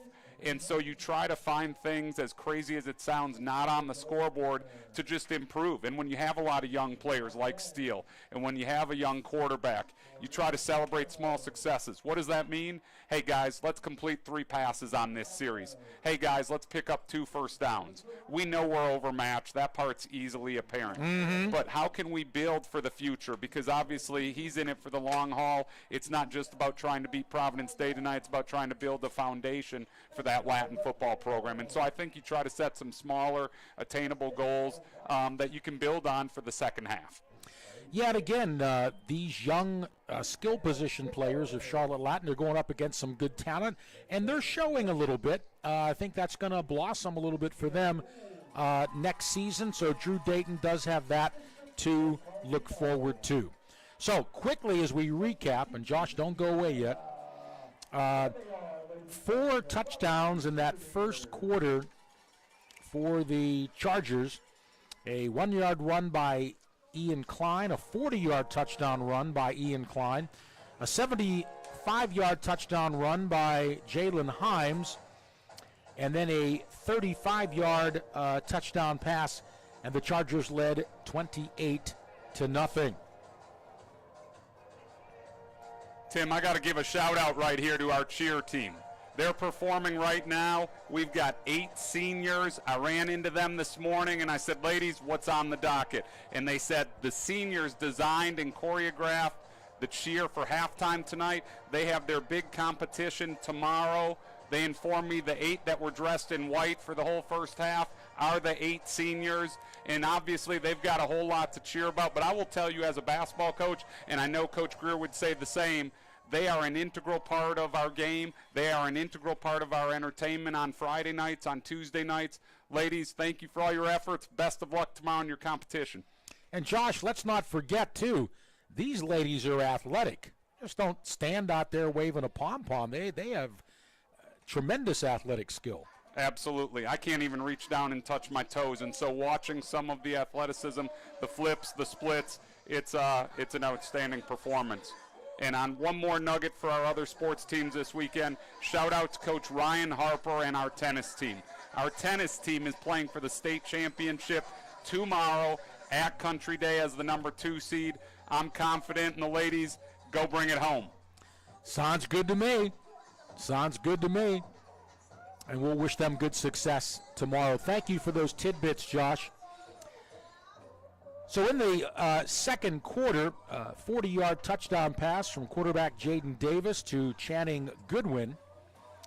And the Chargers increased their lead. Then an 18-yard touchdown run from Brody Barnhart. And then 34-yard, or I should say a 1-yard touchdown run from Lucas Santwire. And that gave the Chargers that 48-0 lead that they now enjoy. Well, I'm Tim Donnelly with a play-by-play. We are joined by Josh Springer, the very successful and long-time head football coach, head girls basketball coach, I beg your pardon, here at Providence Day. Josh, listen to this. Okay, you've been here for 17 years right now. So tell me what you think about your first senior class are now 35 years old.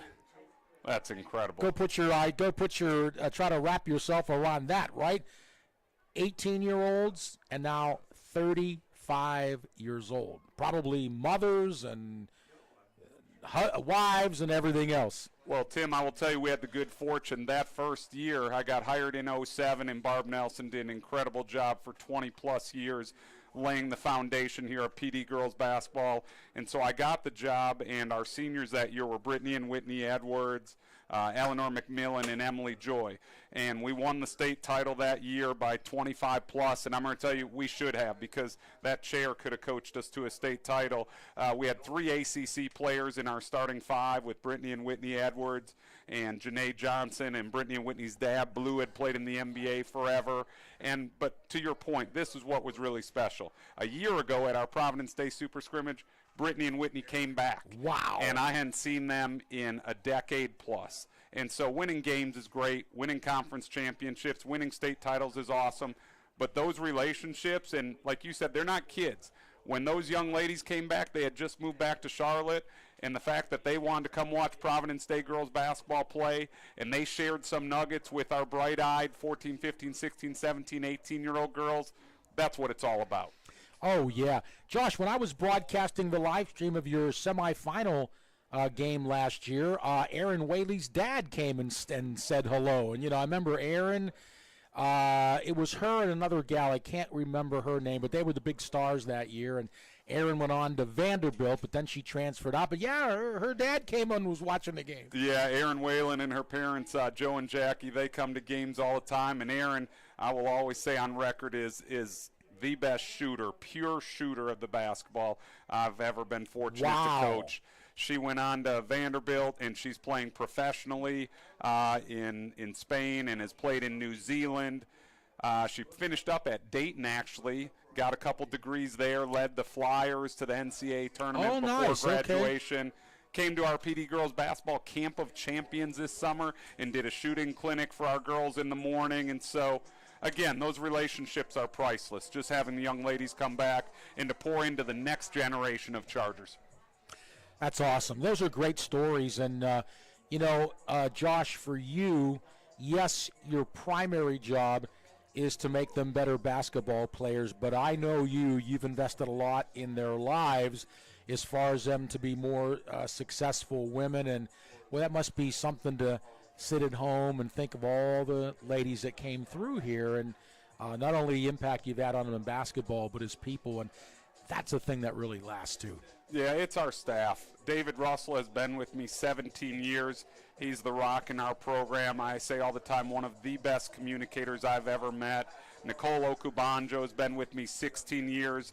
She's a ball of energy everywhere. Played at Barry University. Amanda Brooks has been with me over a decade. And you talk about those relationships, those three, and it trickles all the way down through our JV and middle school coaches as well. But obviously I spend the most time with those three. They are paramount and just remarkable at cultivating relationships with the kindergartners on campus, the fourth graders, the eighth graders, with our alumni. And so I owe a huge, huge amount of credit to David, to Nicole, and to Amanda for all that they do in our program. And again, just fostering those relationships, whether the kids have a great game and score 30 points or whether they foul out in the first 5 minutes, they know we love them and care about them, not just today, forever. Wow, halftime's going pretty fast here. We're visiting with Josh Springer, who's our color analyst today, but is the very successful and long-time head girls basketball coach here at Providence Day. Josh, you are involved a lot here with the Fellowship of Christian Athletes program, and boy, PD's got a great program for interested students. And tell us about that and what you guys do on a monthly basis. Yeah, Providence Day has a plethora of affinity groups all over campus, and one of my roles is to serve as the advisor for the middle school, although I help with the upper school as well for Fellowship of Christian Athletes. Lee Taylor, the voice of the Chargers, who everybody's hearing tonight out there, has spearheaded the upper school Fellowship Christian Athletes. And then our head varsity girls field hockey coach, Michelle Garrity, a student here, now a coach here, program head. The three of us oversee the Fellowship Christian Athletes organization here as advisors, and we've got almost 250 students in middle school and high school as active participants. And you asked about some of the monthly activities. We kick off each month with a prayer at the patio the first Wednesday of every month, and the first Friday of every month we have a keynote speaker. We've had former NFL players, NBA players. A year ago, we had Manny Ahome, the founder of Samaritan's Feet, come speak to our team, to our FCA organization. And so it's just an awesome way for folks that are interested in combining sports and faith to get involved there. I commend you and Lee for being involved in that, and I was privileged to speak there last year as well. Great group of students. Middle school, we did one, then we did one for the upper school, and it was awesome, Josh. Keep up the good work in doing that. Okay, Zach, can you hit us off for a few minutes? And guess what I'm going to do, folks? In the third quarter, Mr. Josh Springer is going to transition from a color analyst to a play-by-play announcer. How about that? So we're going to let Josh do a little play-by-play here in the third quarter and get his feet. I mean, hey, I'm not just here for the students. I'm here for the teachers and the coaches to spur them on, because Josh is an upcoming guy. So mute us for a couple of minutes, folks. We'll be about 5 minutes for the start of the second half.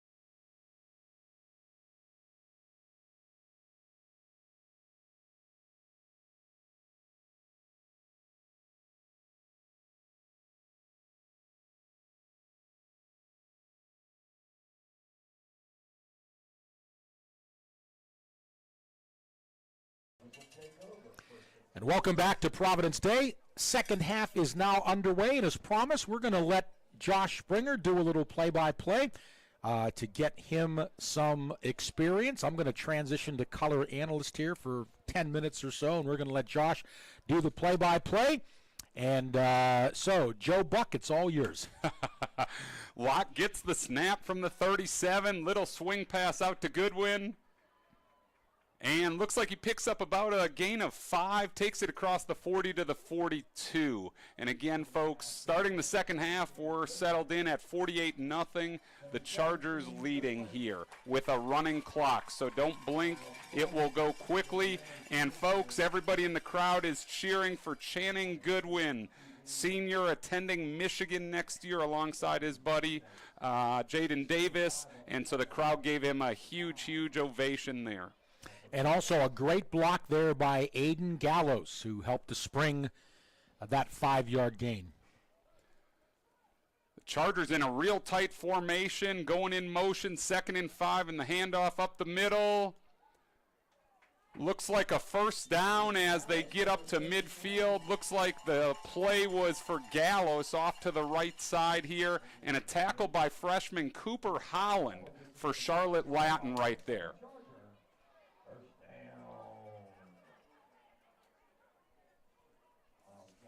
Josh, I only have one thing to say. Kevin Burkhardt, who? He's the #1 Fox crew, you know, with our Carolina Panthers. Absolutely. Greg Olson. Gallos again off tackle down the right sideline, picked up a gain of about 3. Nice job by the Latin defense. I like the pursuit on the play there. It'll be 2nd and 7 for the Chargers. Tackle made by Griffin Donnelly, number 33. Any relation to you, sir? No, I'm Donnelly with an I, so it sounds a little bit like it, though, right? Freudian slip. 2nd and 9 for the home team.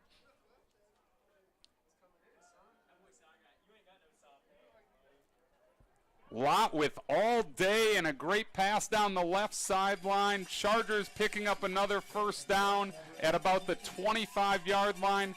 Looks like the catch was made by, sorry, not catching it right now, made by number 18, I believe, William McDermott, a sophomore, 5'11", 165. He was the only guy on that side of the field, Tim.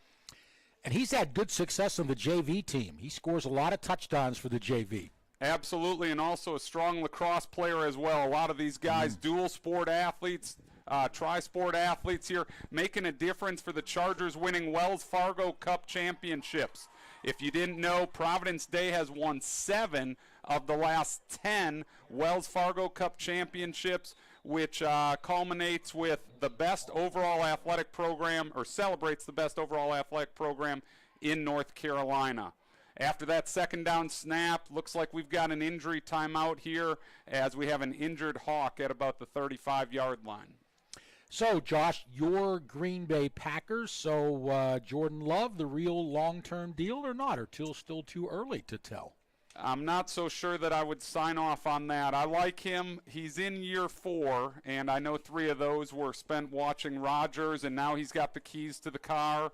But I also think by now in year 4, you know, I'm the one thing that's tough is their offensive core, their skill position guys are really, really young. Their receiving core is almost all in their first, second, or third year.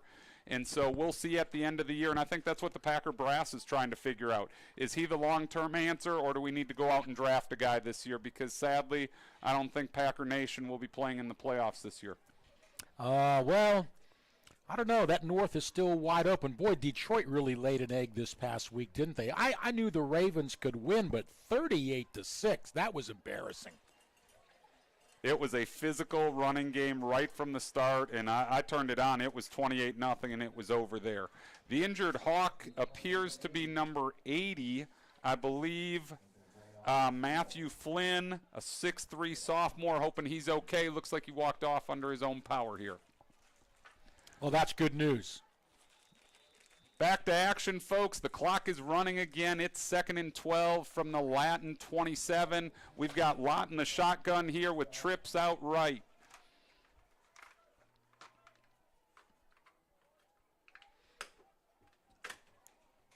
Gallos in motion and a tough snap, and wide receiver screen out to the right goes out to Himes. You can see one of the ideas is to get him with the ball on the edge, utilizing that speed. Only picked up a couple. The Latin defense did a great job sniffing that out. Tackle was made by Titus Ivory, number 15 for the Hawks. It'll be 3rd and 8. Third down for a lot of teams often means that, hey, we're one play away from kicking a field goal or a punt.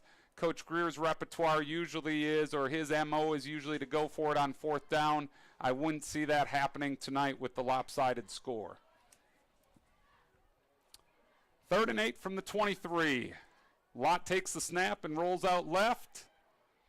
Beautiful pass on time for a Charger first down at the 10-yard line. Looks like the catch was made by McDermott again. McDermott. All right, I got to get to the eye doctor, get these eyeballs checked. I can't see on the far side there. No. That's why we got these babies. That's right. It's a long way down. There's nothing wrong with your eyes. 1st and goal for the Chargers. We're almost halfway through this 3rd quarter already, folks. It's going to be an extremely quick second half with the running clock. 1st and goal from the 10. We're having a little bit of troubles for the home team here on the center quarterback exchange. That wasn't quite what we drew up as a loss of about 18 back to the 28-yard line. Josh, as a coach, these execution type things, I guess when they go awry, drive you crazy, don't they? Well, yes, they do. However, then you step back and say, how many reps have these kids had? How many live game reps has the backup center had? How many live reps has Lott had? I mean, if you look at Lott, he's only got 15 passes on the season. And that's where good plays, bad plays, all of these are valuable live reps. Great scamper by Lott. Looks like he's going to get in. There is some laundry on the field at the 34-yard line. Hold on.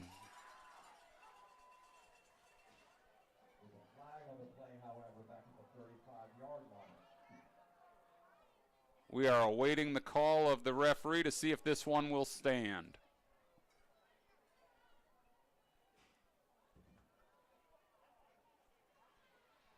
I think they're bringing it back, Josh. Man, I tell you what, it looked like the Red Sea parted over there for Zaid Lott. He just looked up and there was nothing but green grass ahead. Absolutely. Unfortunately, all for naught. And the scoreboard has us at 1st and goal. We were 1st and goal at the 10. 1st and goal, 1st and 10 now. I'm sorry, Tim. Beg your pardon. I believe our scoreboard's a little off there. Looks like we're at 2nd and a mile. 2nd and 40. So turn to page 7 of the playbook for all of the plays that we've got under 2nd and 40. Man alive, we got to get to Gastonia to get a first down. And Zach liked that one, didn't he, Josh? I might expect to see another wide receiver screen here. We're lined up in that trips right formation, and we've thrown a lot of those tonight. Gallos in the backfield to be the protector to make sure that defensive line doesn't get on Lott.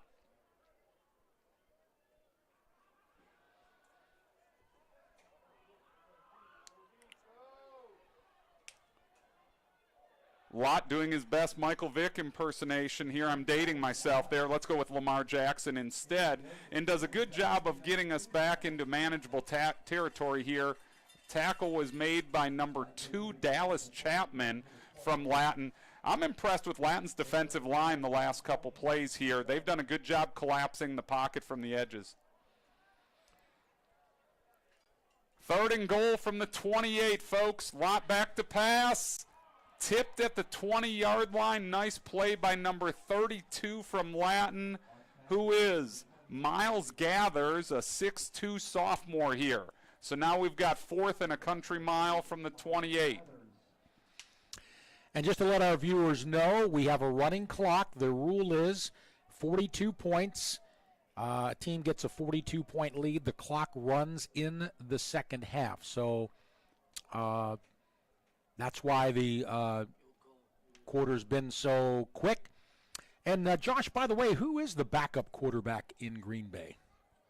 I should know the answer to that question, and I'm drawing a blank at the moment. But no, we've got Davis Dudley right here on to try a 45-yarder. And no good, wide left. I hate to say I don't know the backup quarterback in Green Bay. Jordan Love's getting all the reps there. I don't feel as big of a fan as I should be at the moment, Tim. You caught me with my pants down there. That's all right. Just one of our posters here just said, that says Clifford is the guy. Why would the Packers draft a quarterback when they have Clifford? The Penn State grad, and I know in preseason people liked him. Thank you for bringing that to our attention, and he may get some reps here in the second half of the season. I want to give a shout out to our Australian viewer Matt May once again, who you mentioned earlier, Tim, and I learned over the halftime from a text from Ellen Wingett that her husband Fred Wingett played with Matt there, and they were on the early 90s Providence Day State Championship football team there. So glad to see that connection in reunion 30 years later. Thanks to the Wingett family for tuning in, and Matt from way across the pond. Latin now taking over, ball on their own 20, trying to get on the scoreboard as we talked about at halftime, just trying to build some momentum. Would love for their sake. I know they're trying to punch it in to get on the board to erase that donut on the Hawks side. Looks like they're in 3 wide receiver set here. Logan scrambles out right. Ball was just a hair short. Looks like we'll be up to 3rd and 3 from the 27-yard line for the Hawks. And Josh, you took the words right out of my mouth. Very astute thinking. I guess great minds think alike. But, yeah, if I'm Latin right now, I want to get some points. I want to at least get a touchdown here, something to walk away with. And they're saying to themselves, okay, we're not playing against the first team anymore, so you would think they would have feel they have a good opportunity. But even the second and third Providence Day players are pretty doggone good. So, but that's what I think Coach Drew Dayton is telling them. We want to get some points. Well, you're right on the money. And that Charger defense, it doesn't matter if they're first string, second string, third string. They're hungry to preserve that shutout. And you know that's what that Charger sideline's talking about here. Look out! Logan escaping the pocket, and it looks like he may get the Hawks on the board. Touchdown, Charlotte Latin. And that'll be the final play of the third quarter. And good for that young freshman. He's had some tough plays tonight, but boy, showed some poise there. Escaped down the middle on about a 70-yard touchdown run on 3rd and 3. And that brings the score to 48-6. Again, on the last play of the third quarter. What'd you see there, Tim? Well, again, once he got through the initial wave of tacklers, he saw green grass. But then, okay, you've got to now outrun some of the Providence Day secondary people. And this little freshman's got some wheels. He did. He went 72 yards total. And good for him because our secondary was not able to catch up to him. Holden Freno on for the extra point, a 5'8 junior, and he knocks it home, and it's 48-7 after 3 quarters. All right. So 3 quarters complete, and Josh, how do you like doing a play-by-play? It's fun, isn't it? The training wheels are still on. I appreciate the patience of the audience. Hopefully I'll get a little better each play. Appreciate the opportunity, Tim. Listen, I've seen some of the posters on here already. They're already saying, Tim who? No, but, Josh, I have a story to tell you. I went to Edinburgh State University. You probably never heard of it. It's a Pennsylvania state school about 100 miles north of Pittsburgh. We had a really good girls basketball team, too, when I was there. But anyway, so I'm a student. I'm a junior in college. And the sports information director had been doing the play-by-play for the football games on our radio station. And so the head of the broadcasting department, me and another gentleman, we were up-and-coming students, and we weren't great, but we weren't terrible. And so we wanted to do the play-by-play. So he told the sports information director he said he told the sports information director, hey, we want to let our students do, some play-by-play. Would you do the color? Da-da-da-da. And guess what? He said no. Oh. He said, I'm either doing a play-by-play or I'm not going to be involved. That's what he told the that's what he told the our head of the radio and TV department. So now the head of the radio and TV department has to make a decision, okay? Sports information director, or he's going to side with us. And I am pleased to say he sided with us. He told the SID, well, we need to get these kids some experience. And the SID never did any games with us anymore. But it gave me for 2 years a chance to do our football and basketball games, and I am forever grateful that professor stuck with us and didn't bow down to the SID. And so that was valuable experience that allowed me to slowly move up the ladder and to do what I do. But that's why I like to have Zach when he's here, and you get in there and do it. That's how you get better. I love it. I was going to say the rest is history, as now you've called thousands of games, helping fans enjoy hockey, football, basketball, baseball, underwater basket weaving, everything else out there. All I can say is, Josh, my mother always said, Tim never saw a microphone he didn't like. Amen. That would be two of us. But anyway, Josh, you are doing such a good job. You've got the rest of the game. Go for it. All right, folks, again, the home team on lower school night, on senior night, making the fans happy, 48-7. The Chargers will take over at the 20-yard line. Zaid Lott still in at quarterback, Gallos in the backfield, and 4 wide receivers out right. Inside handoff to Gallos, and he will pick up, he's still dancing, down the right sideline. Looks like he scooped up about 8 or 9 there.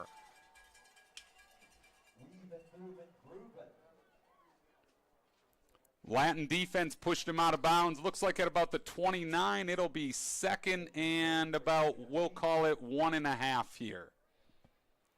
Again, the Chargers hoping to stay healthy the rest of this game. Will host a state quarterfinal game next Friday night right here, folks. And if they can pull that one out, would host a state semifinal game the following Friday, November the 10th. And then the state championship is Friday, November 17th. Looks like we've got a Latin player down with a cramp right here. We often see this happen late in ball games. And the clock is still running. Trainers hustle off the field. Chargers hustle back to the line. We'll call it 1st and 10 from the 36.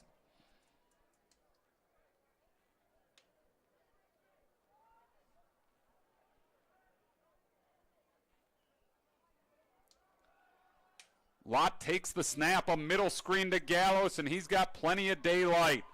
To the 40-yard line, we'll call it the 38, and looks like they're going to tack on a face mask. That'll bring the ball down to the 23 for the Chargers. It would be first down there, Providence Day. Again, you can see one of the primary focuses tonight was to really weave Gallos back into the action. Like I stated earlier, he was a huge playmaker for the team a year ago, coming back from injury. And again, that 1-2 punch of Klein and Gallos will really help keep Providence Day balanced for that state playoff run.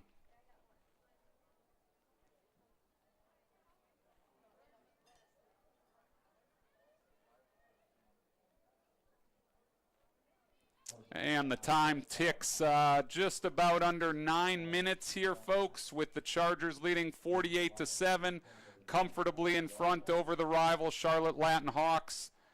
Providence Day with a first down at the 25-yard line. Checking into the backfield here, looks like number 46, Jack Criswell, a 5'6" sophomore getting some run. Lott with a pass over the middle.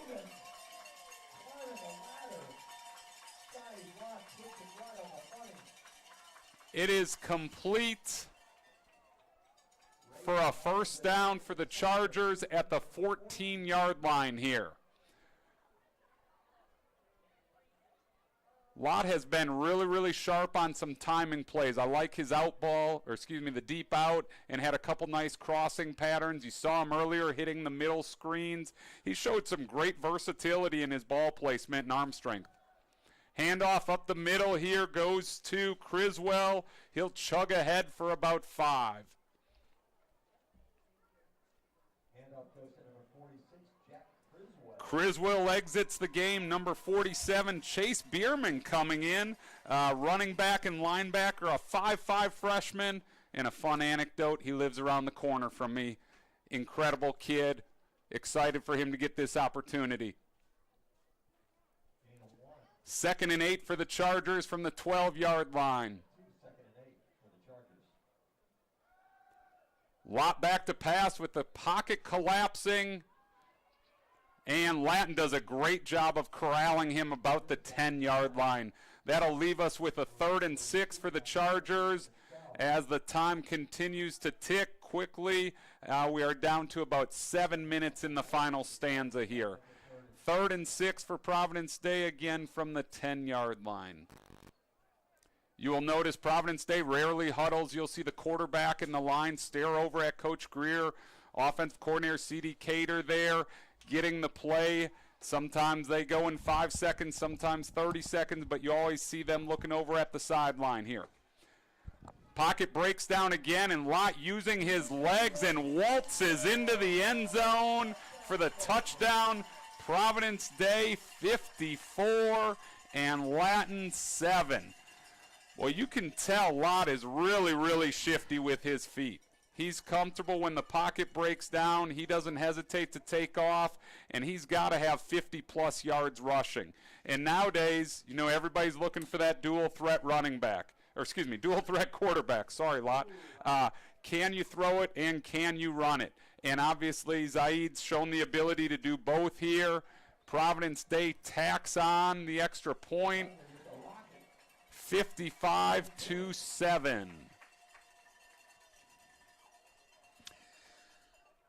So, very nice for the backups for Providence Day to get there. And, Josh, if you notice, too, I mean, certainly Jaden Davis is a pure passer, and he'll run when he has to, but I get the impression Zaid Lott likes to run a little bit more than Jaden does. Yeah, I think you're exactly right. And it's easy to say, well, let's just get out and run. Of course, the best ability and most important ability is availability. And obviously, when you take off and run, those defenders are trying to tear your head off. And that may not happen tonight against the opponent, but next week and the week after, and when you face those big boys that Raven Gap has, your goal is to try to stay in one piece.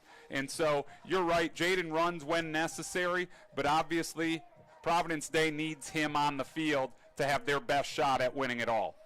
And again, you look in the National Football League, you know, Lamar Jackson likes to run, but he's been injured, and so you're right, if he's not in there, he can't do everything else. And even Josh Allen, who's a much bigger body, can run and is not as injury prone, but I still think Sean McDermott probably, when he runs, like, I don't want to lose him, you know. So I know for me, quarterbacks throw the ball, let the running backs do the run. But it's a different world today. Latin getting the kickoff at the 5, a nice hole up the middle. Their special teams have been excellent and continue to be. Number 22, Neil Savage, again, the bell cow for them in the backfield early and all season. The 5'9 senior did a really, really nice job. I need to give some kudos to Latin special teams coordinator. I think schematically they have been really, really sound this evening. About 4 minutes to go here. The Hawks will take over, trailing 55-7.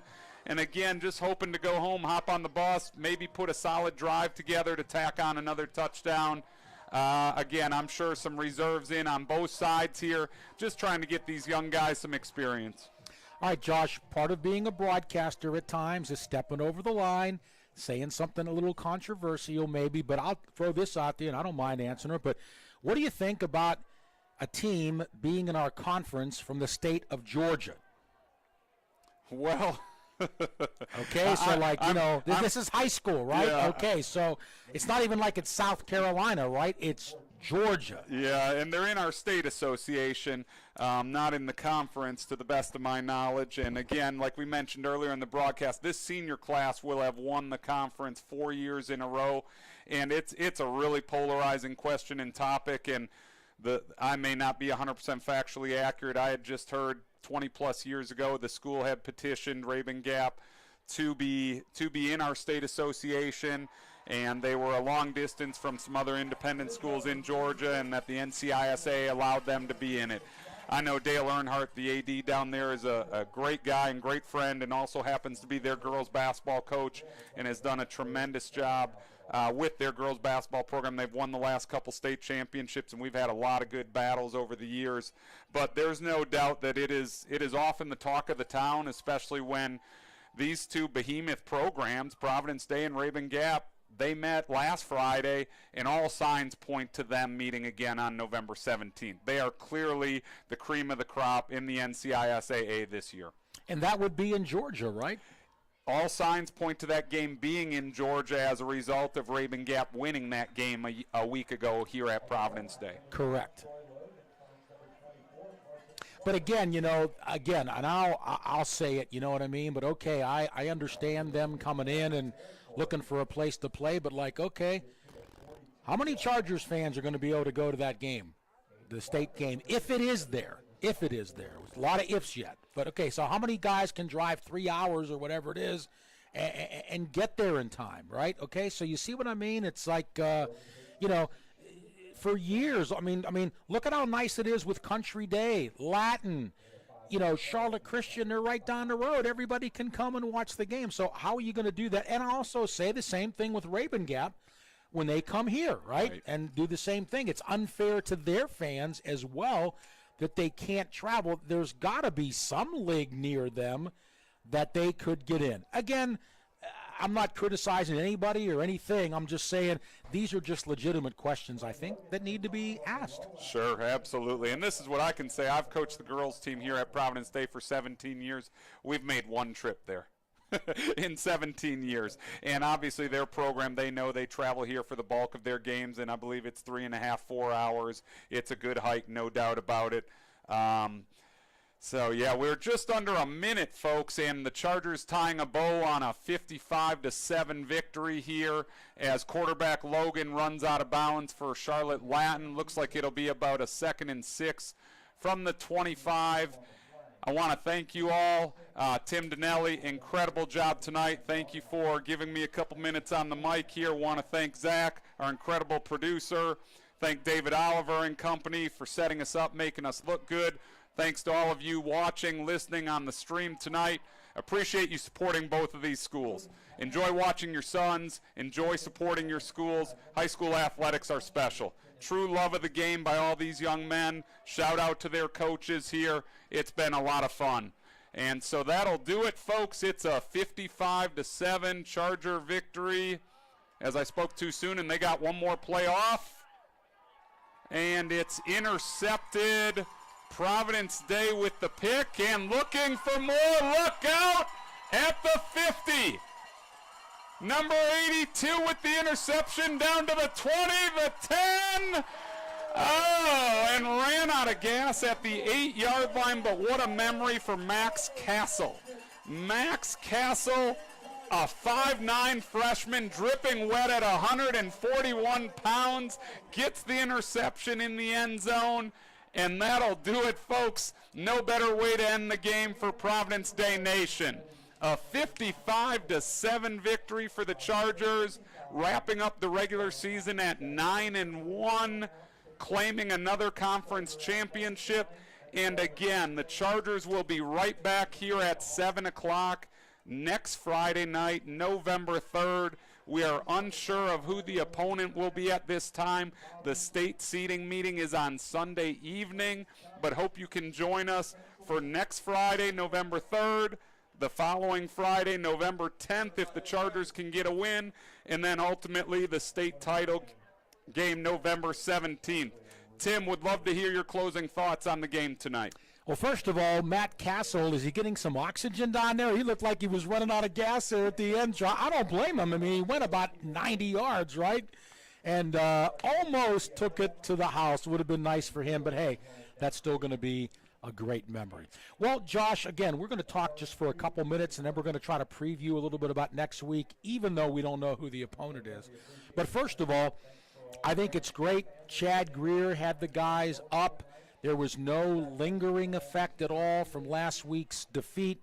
That's a credit to the Providence Day coaching staff. They did what they had to do. They did what was expected.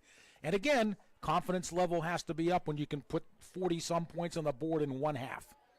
Yeah, there's no doubt the confidence level's high, and I think the confidence level has been high with this group all year, and they should be confident. They have a phenomenal coaching staff. They have elite talent, and they work. They work relentlessly throughout the year.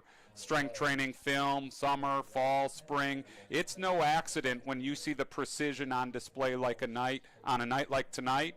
And with that being said, they will stay humble and hungry and understand the competition will get much stiffer over the next 3 weeks. Yeah, for sure. And again, I did want to say we don't want to get ahead of ourselves, okay, with the Raven Gap thing, okay, but, the probability is good, but we don't know. Anything can happen right in the playoffs. We're not saying we're going to be there or them, okay, but if it does come down to that, Josh, remember last year, Charlotte Christian beat the Chargers here late on a field goal, and then when they played in the playoffs, the Chargers won handily.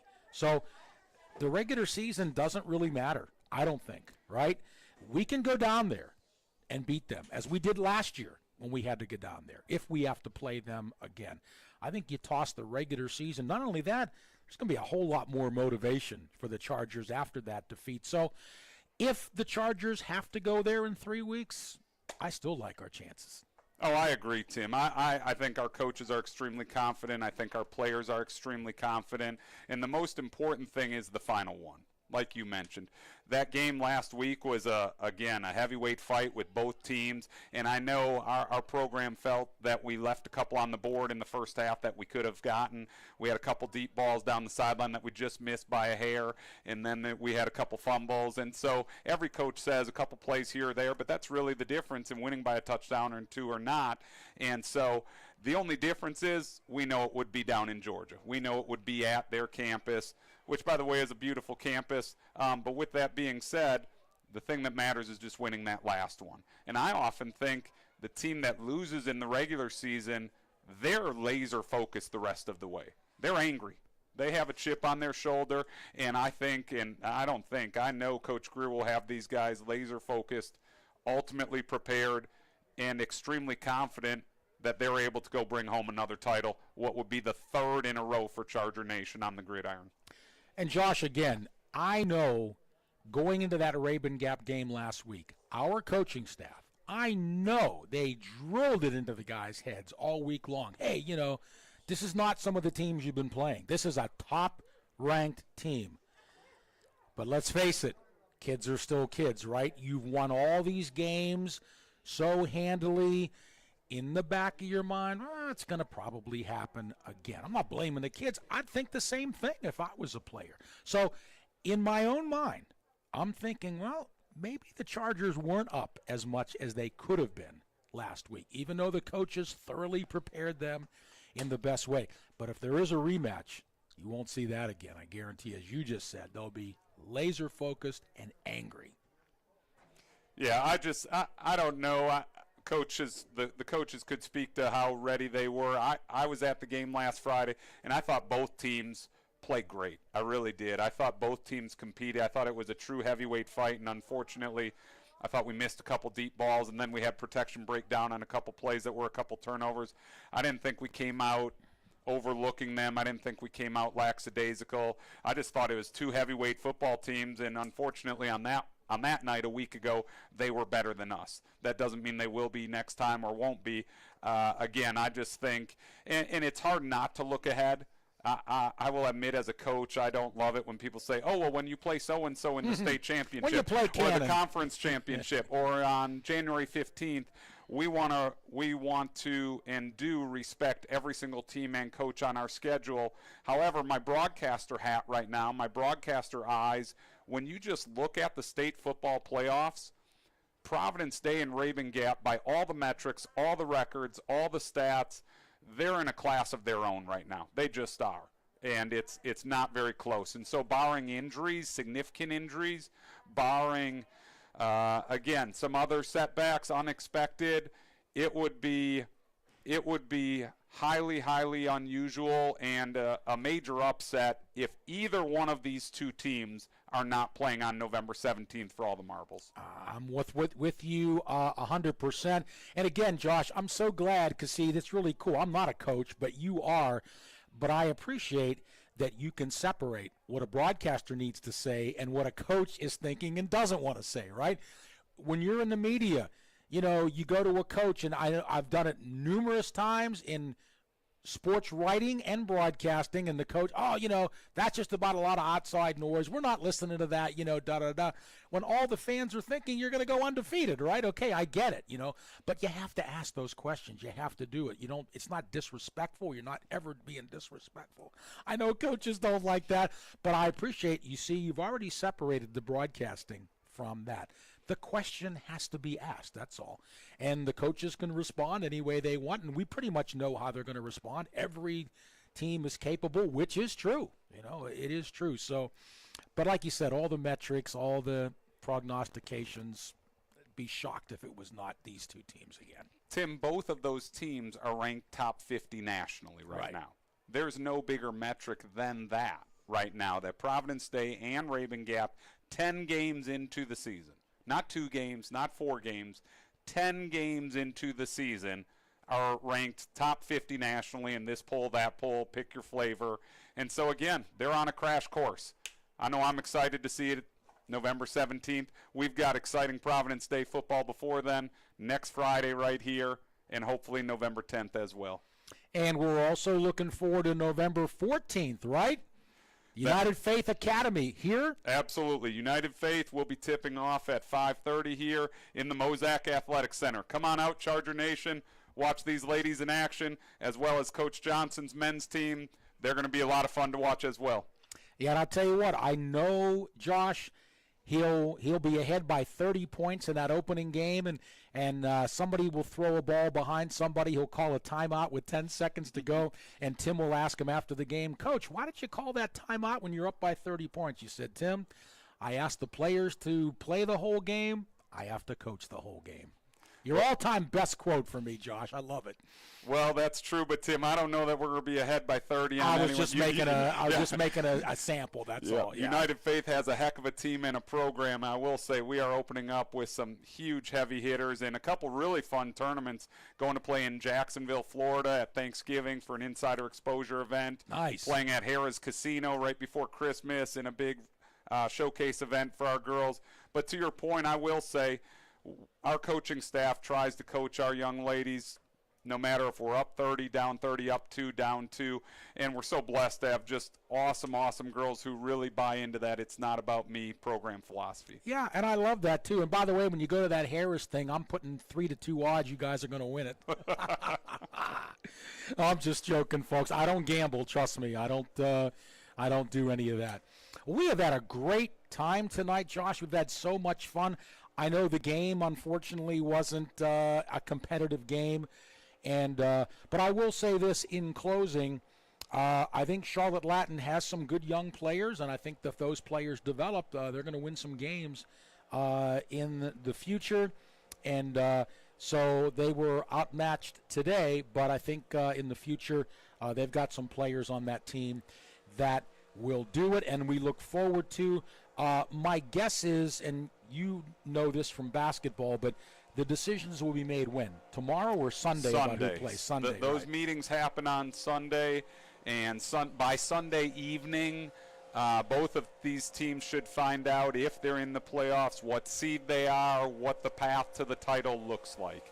And so by Sunday evening, obviously you can check out the PDS Chargers Twitter feed, on X, social media platforms to keep up with all the excitement of Providence Day football moving forward.